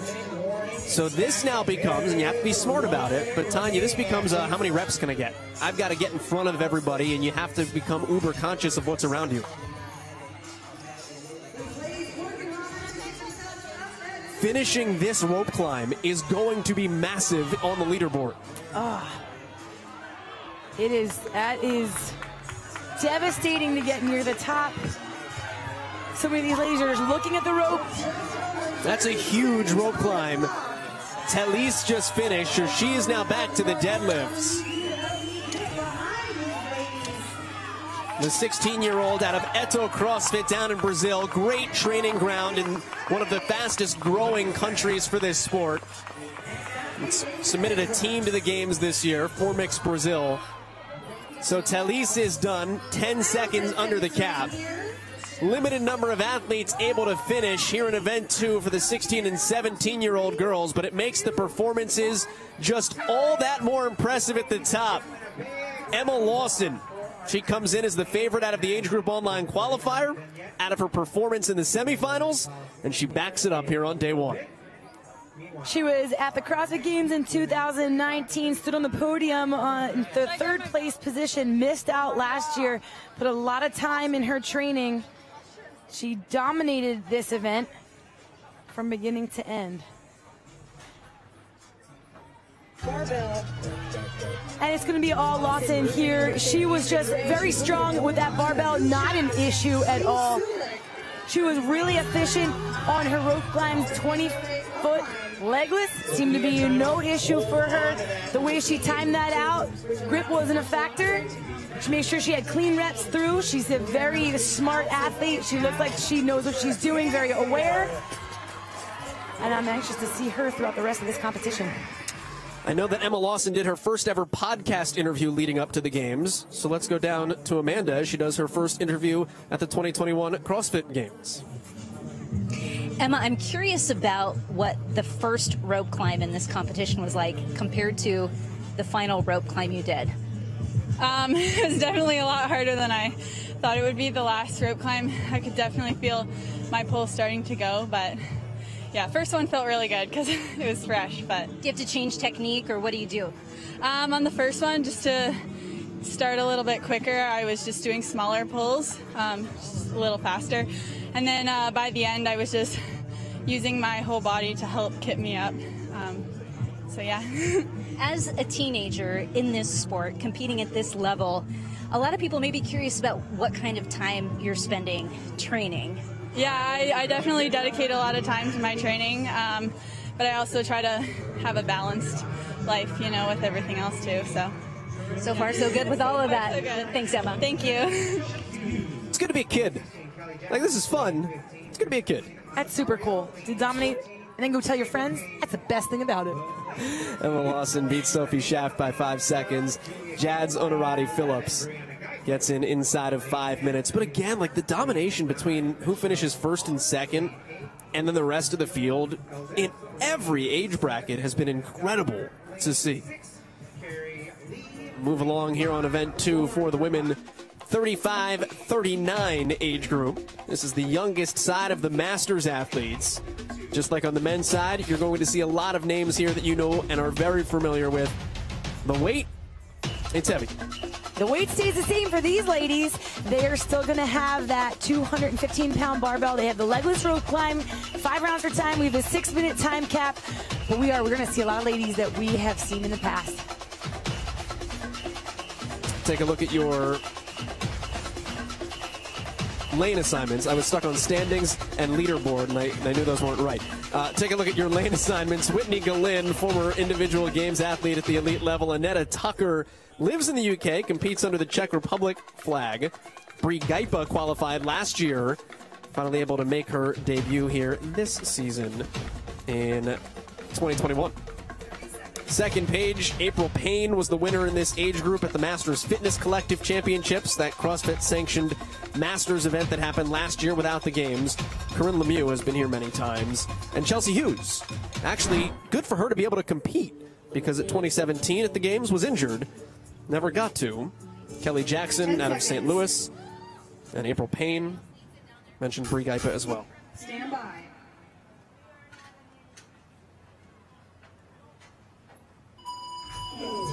Here we go, ladies and gentlemen. Starts with a legless rope climb. Wasted no time climbing up that Zeus ring. It's the youngest for our master division, and we only have 3 returning athletes in this division. The rest are young bucks making their way in here. With everything that happened last year, they're masters this year, so they're in, and so it's great to see some of these names. You know, you don't hear them for a few years, but that doesn't mean they stop training. They absolutely don't. They've just gotten better as well. So here's their time to kind of show what they've been doing. And, you know, there's always a lot of hype with the 35 to 39 division because it is. You're like, am I really a master? These ladies are masters, but they are competing just as much as any other individual athlete, putting the time in because it is such a competitive division. Some of these athletes speaking about, you know, the hours of training, 2-3 sessions, 2 hours a day. Being in the younger division, they're still capable of putting in that volume. This is Christelle L. Debs. I don't know this for a fact, I just know it's true. She is from Guadeloupe, an island in the Caribbean, France. The only one we've had here at the CrossFit Games in some time. She gets to represent. 36 years of age from Guadeloupe. Composure on the field is what I'm seeing. These athletes know that they don't want that sticky point that they were just watching some of the younger division hit on the legless. So the name of the game is commit when you're ready to that rope. Aggressive short pulls here.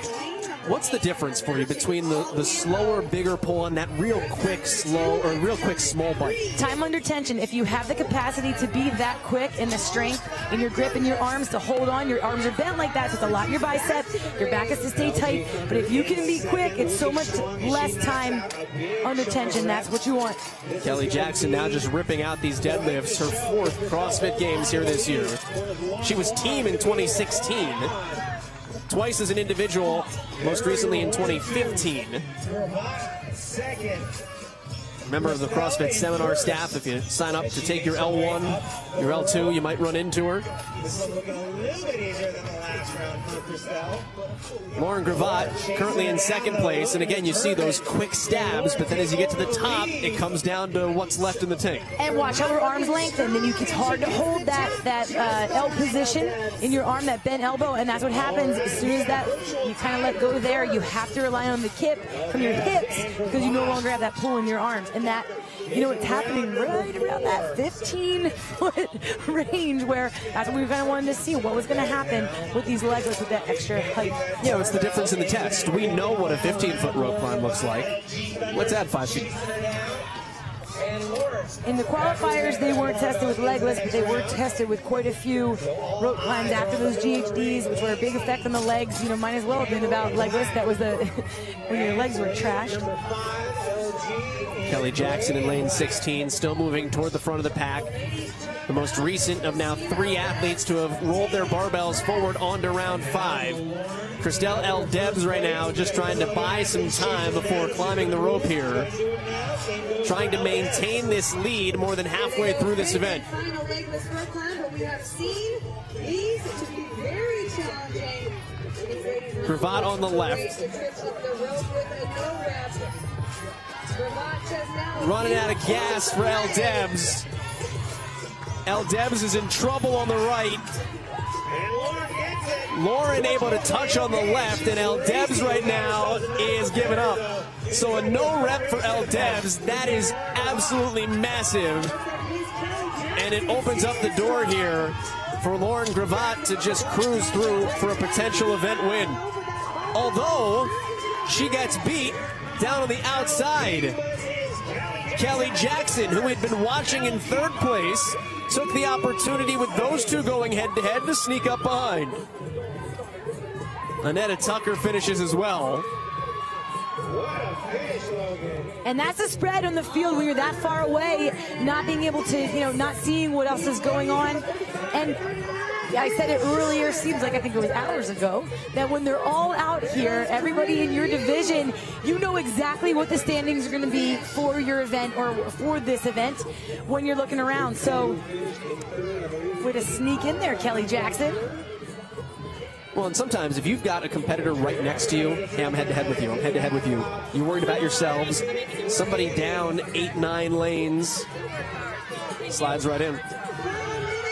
Not the first time, Joel, and it won't be the last. And L. Debs has hit a wall after just crushing the beginning of this event. And that's the shame. Like, that is it. It's not just a no rep and you just pick the barbell back up again. You wait, and it's costly. It's so costly. Done in lane 17.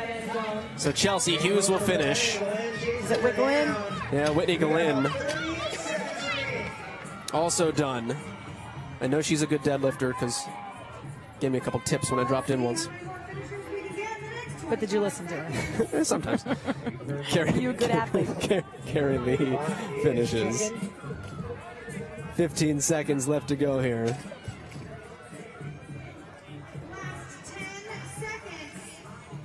The legless rope climb, and particularly, specifically, the 20-foot legless rope climb. That's been the separator. This is a 20-foot legless rope climb event. That's what it is, what it boils down to. The deadlifts are a foil. Kelly Jackson found a way to conquer them both.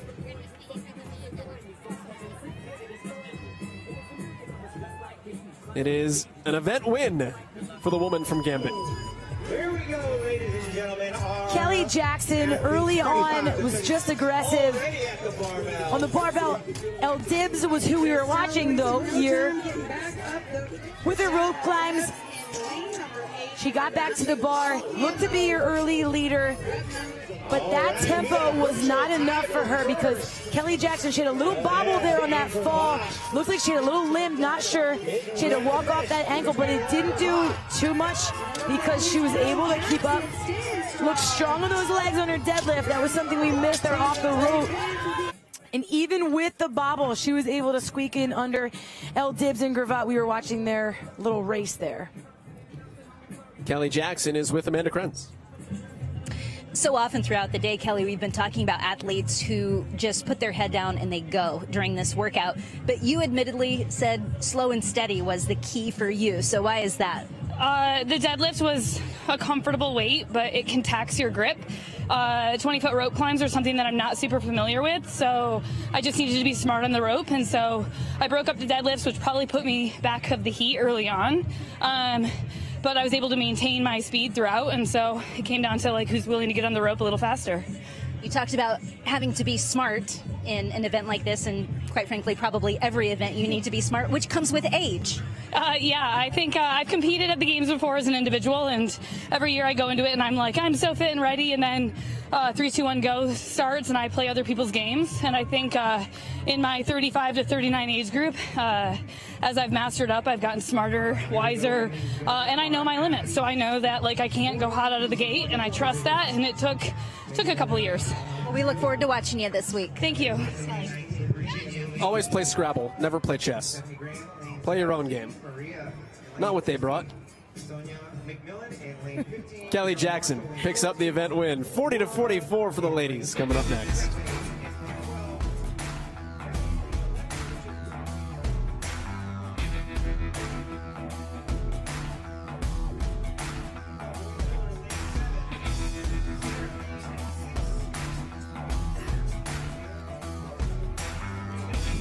Event 2 for the women here, 40-44. Still that 215-pound barbell.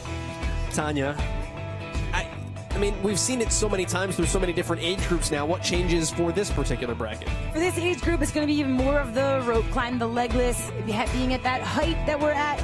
You know, the barbell, 215 pounds, these ladies are used to seeing heavier loading like that, but as their age goes up, and the deadlift is usually something for our masters athletes that we are more careful with, that we need to be more careful. And so I think we're going to see some tempo changes out of the gate with this age division. Said you were going to recognize some names from the previous bracket. If you don't recognize the name in lane 7, where have you been? Becca Voigt-Miller. She's back, her 13th appearance at the CrossFit Games. Ball State University alum Sarah Blunk in lane 6. Shout out to her real quick. And Stephanie Waugh is back at the Games after an injury in 2019 in lane 12. Multi-time champion in this bracket.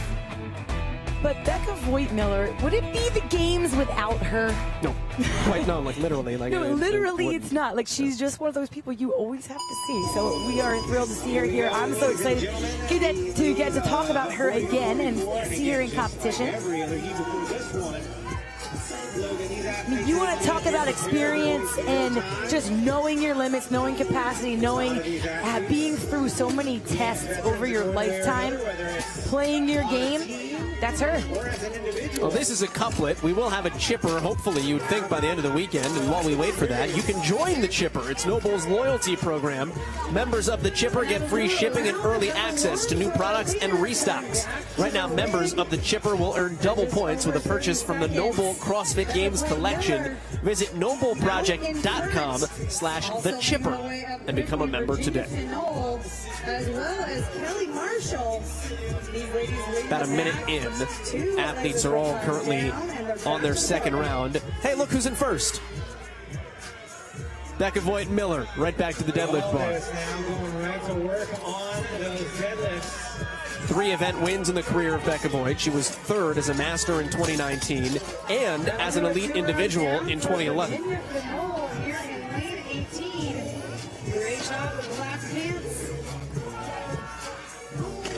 The savvy veteran, Becca Voigt-Miller. She's making her way back to the rope, very determined. Striking first, Kelly Marshall in lane 14, black pants, black top. 97 seconds in. Here to this 6-minute time capped event. Becca Voigt continues to be up front. Sonia McMillan, Kelly Marshall also near the front of the pack here.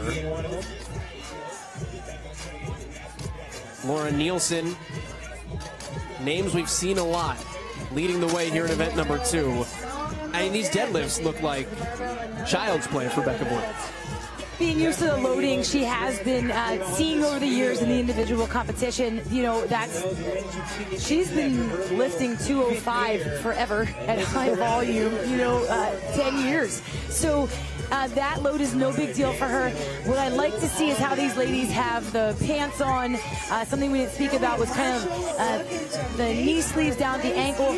It's, you know, some people could say why, they're legless, but it's because of the descent. It's so important when you hit that top bar, you want to quick get that wrap and get everything off your hands as soon as possible. to preserve your grip. And you need the pants and that to do so. Becca Voigt right now is in second. She's chasing Kelly Marshall on the left. Kelly Marshall out of CrossFit Nottingham in Nottingham, England. 40 years old, her first year in this division.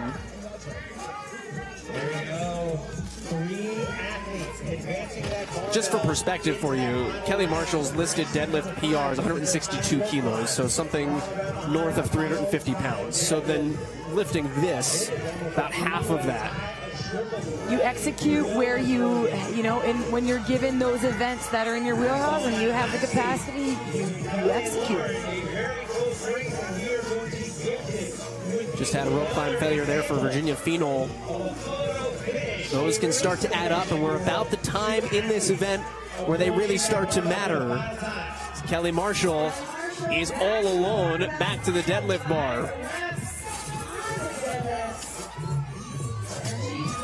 Kelly Marshall, an event win in the 40 to 44 age bracket for Kelly Marshall.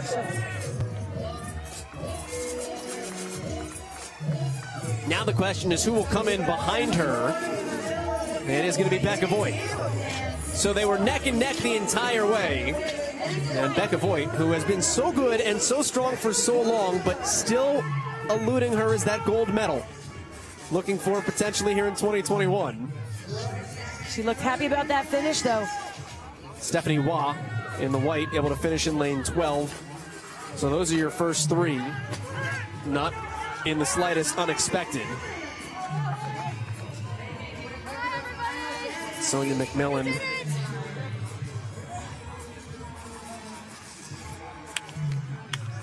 All right, we've got a minute and 15 seconds left. This comes down to the question we've asked so many times. Who is going to be able to get that final rope climb? Because Tanya, so many times we've seen people struggle, nail it, and then just go crank out 5 deadlifts. Well, yeah, it's because they've also had that much time to rest that if there even was any leg fatigue, we're good there. It's really just about the grip. So we're seeing a lot of different techniques here on the rope, and it's, you know, they're getting to that 15-foot mark. Kelly Friel here. She's got time if she goes.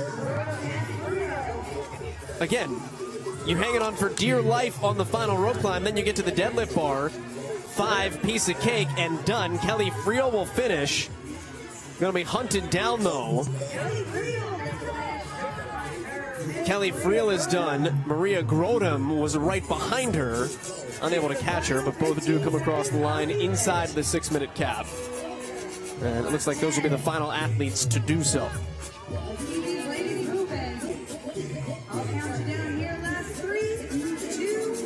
So we hit the cap here for the 40 to 44-year-old women in our penultimate heat of event number 2. We were watching Becca Voigt commenting on her technique on the deadlift bar, on the rope climbs. She was aggressive. She was staying real tight. Really nice form for Becca Voigt. Nothing that she did wrong, but really it was Marshall, Kelly Marshall, that had the speed. She was able to keep her speed on the rope climbs. Her transitions were very fast. She ran to every single barbell. She was able to just get ahead in those final rounds, just over Becca Voigt and over Stephanie Waugh. Speed paid off for her in this sprint couplet.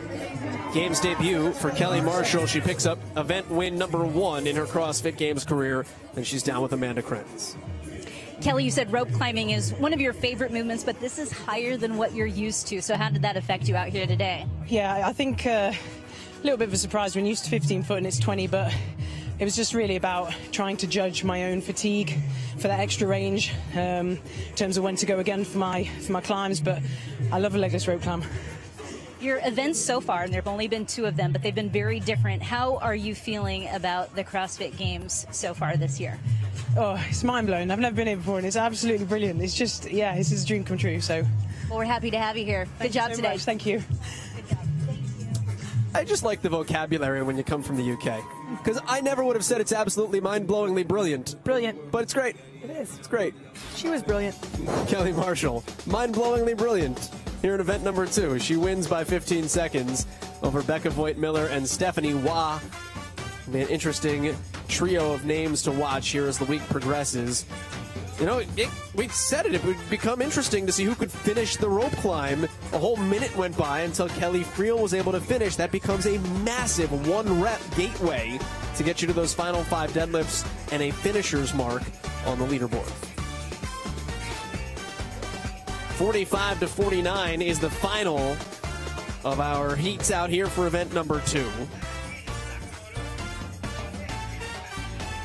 The event description, still 215 pounds, Tanya, still 1 legless rope climb.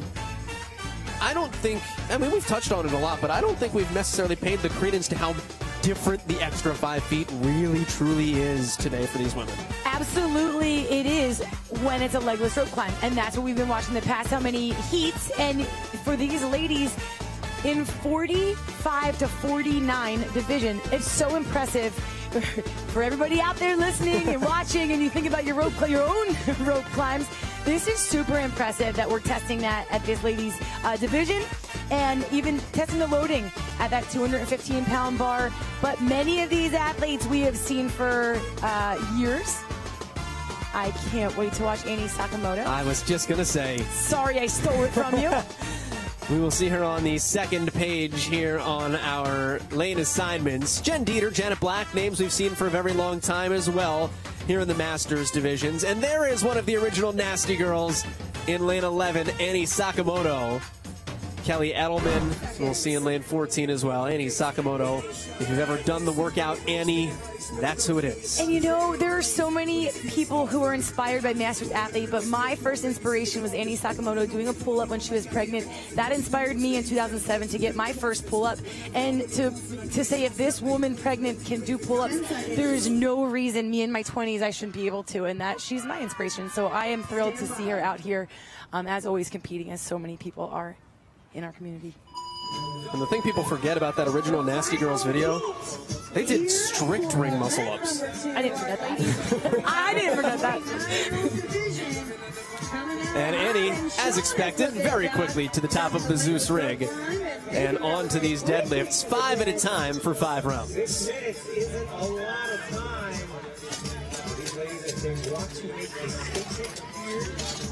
Annie's form is brilliant. She is just moves so well. She always does. All of her movements. No wasted energy, no wasted effort. She's a great competitor. She's a fun competitor to be out there with. I got a chance to be with her out at the Road Invitational a few years back, and she literally is what she is. She's happy and she is a fun competitor. She's so fun to be around. She enjoys being out there, and she literally loves just dominating and pushing herself. Filarti Shanfidaki, the 47-year-old Greek woman, is our current leader. In lane 3, Tracy O'Connell just behind her. So there is Shanfidaki out of the Core Force CrossFit in Athens.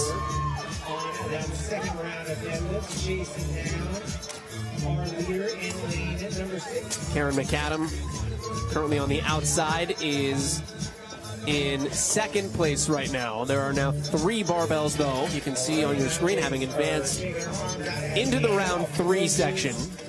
Each one of those white lines on the screen, of course, designating a new round. It really is the round 3, just like any other workout. You know, round 3 in this event is where you kind of see some separation and who did what they, what their bodies could handle, who went at this appropriate speed for their capacity. And Shanfidaki saw just have to clamp down, so a no rep on that rope climb as Annie Sakamoto just cruises through one. Shanfidaki, though, right back out of it and to the deadlift bar. That may have been on the way down. So maybe it was a touch. The athletes need to touch, then clamp, and then they can come back down. But they can't touch their legs to the rope until their hand touch. So that's on me. That may have been on the way down for Shanfidaki as she works her way back to the rope.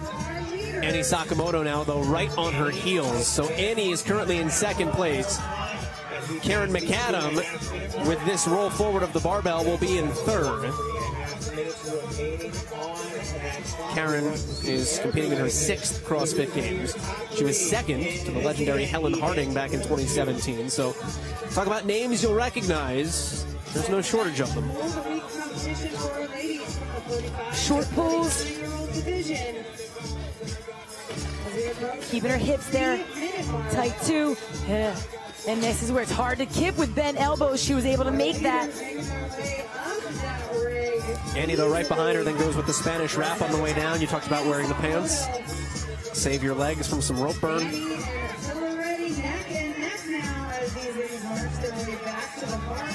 Now, interesting, I'm anxious to see, do these ladies stay unbroken? Or to save the grip, do they forego a few seconds? Ah, there it is, Annie.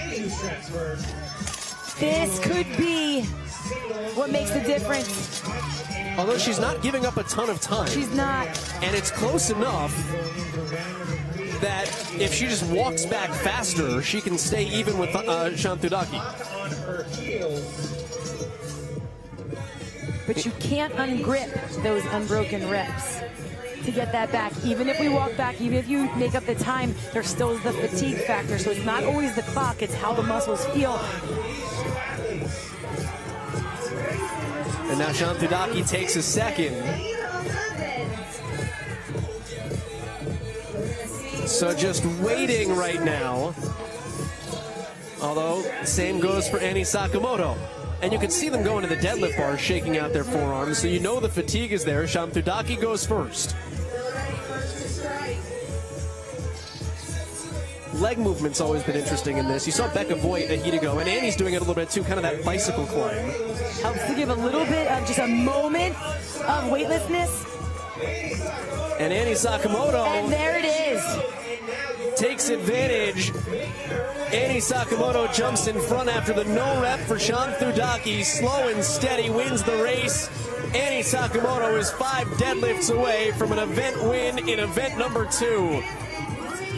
Annie Sakamoto in 5 minutes. Are you nasty? Event win.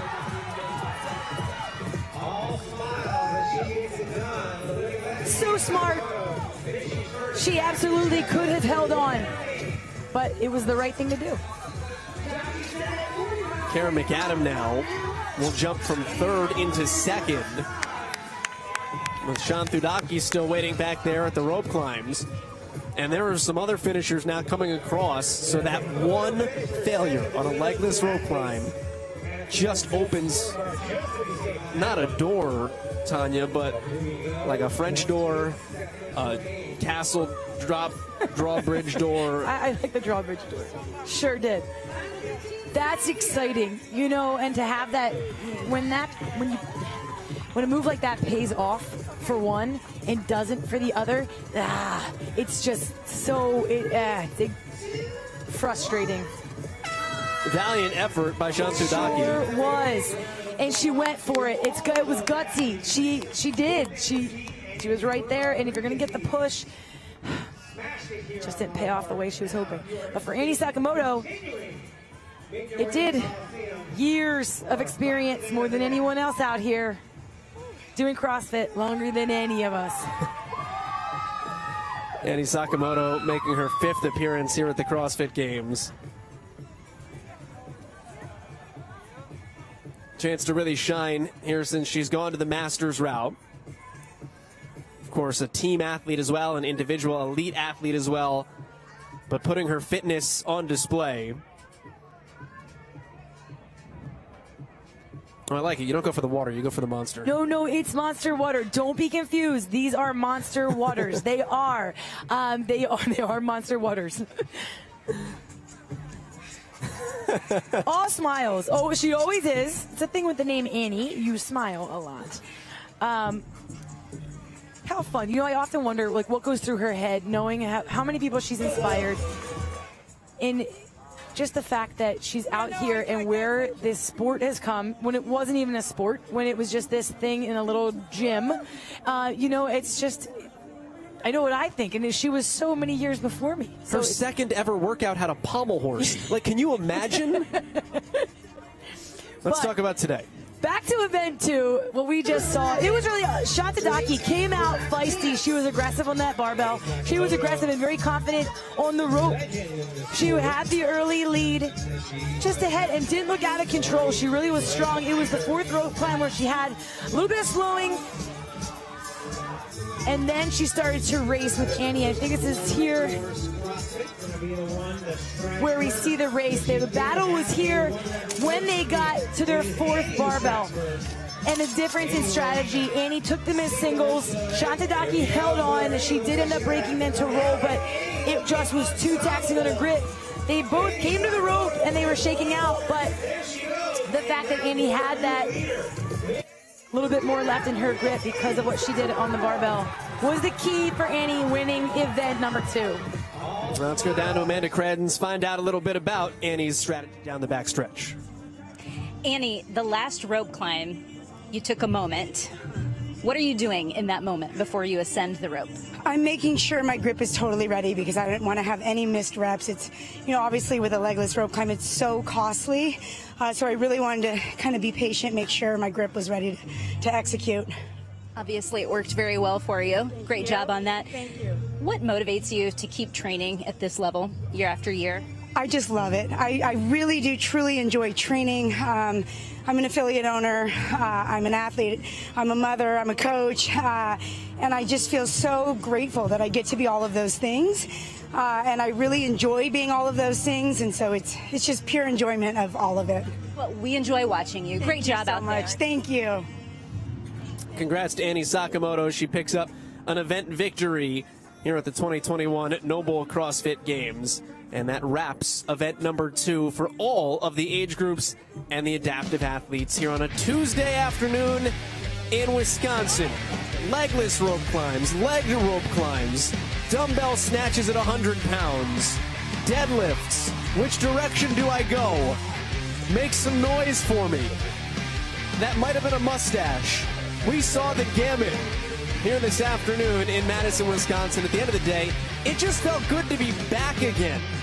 To be here in Madison to have the 2021 CrossFit Games. Much more to come. Our coverage resumes tomorrow for the age groups. For Tanya Wagner, for Amanda Krenz, the rest of our crew, my name is Joel Gadet. So long from Madison in the 2021 NOBULL CrossFit Games.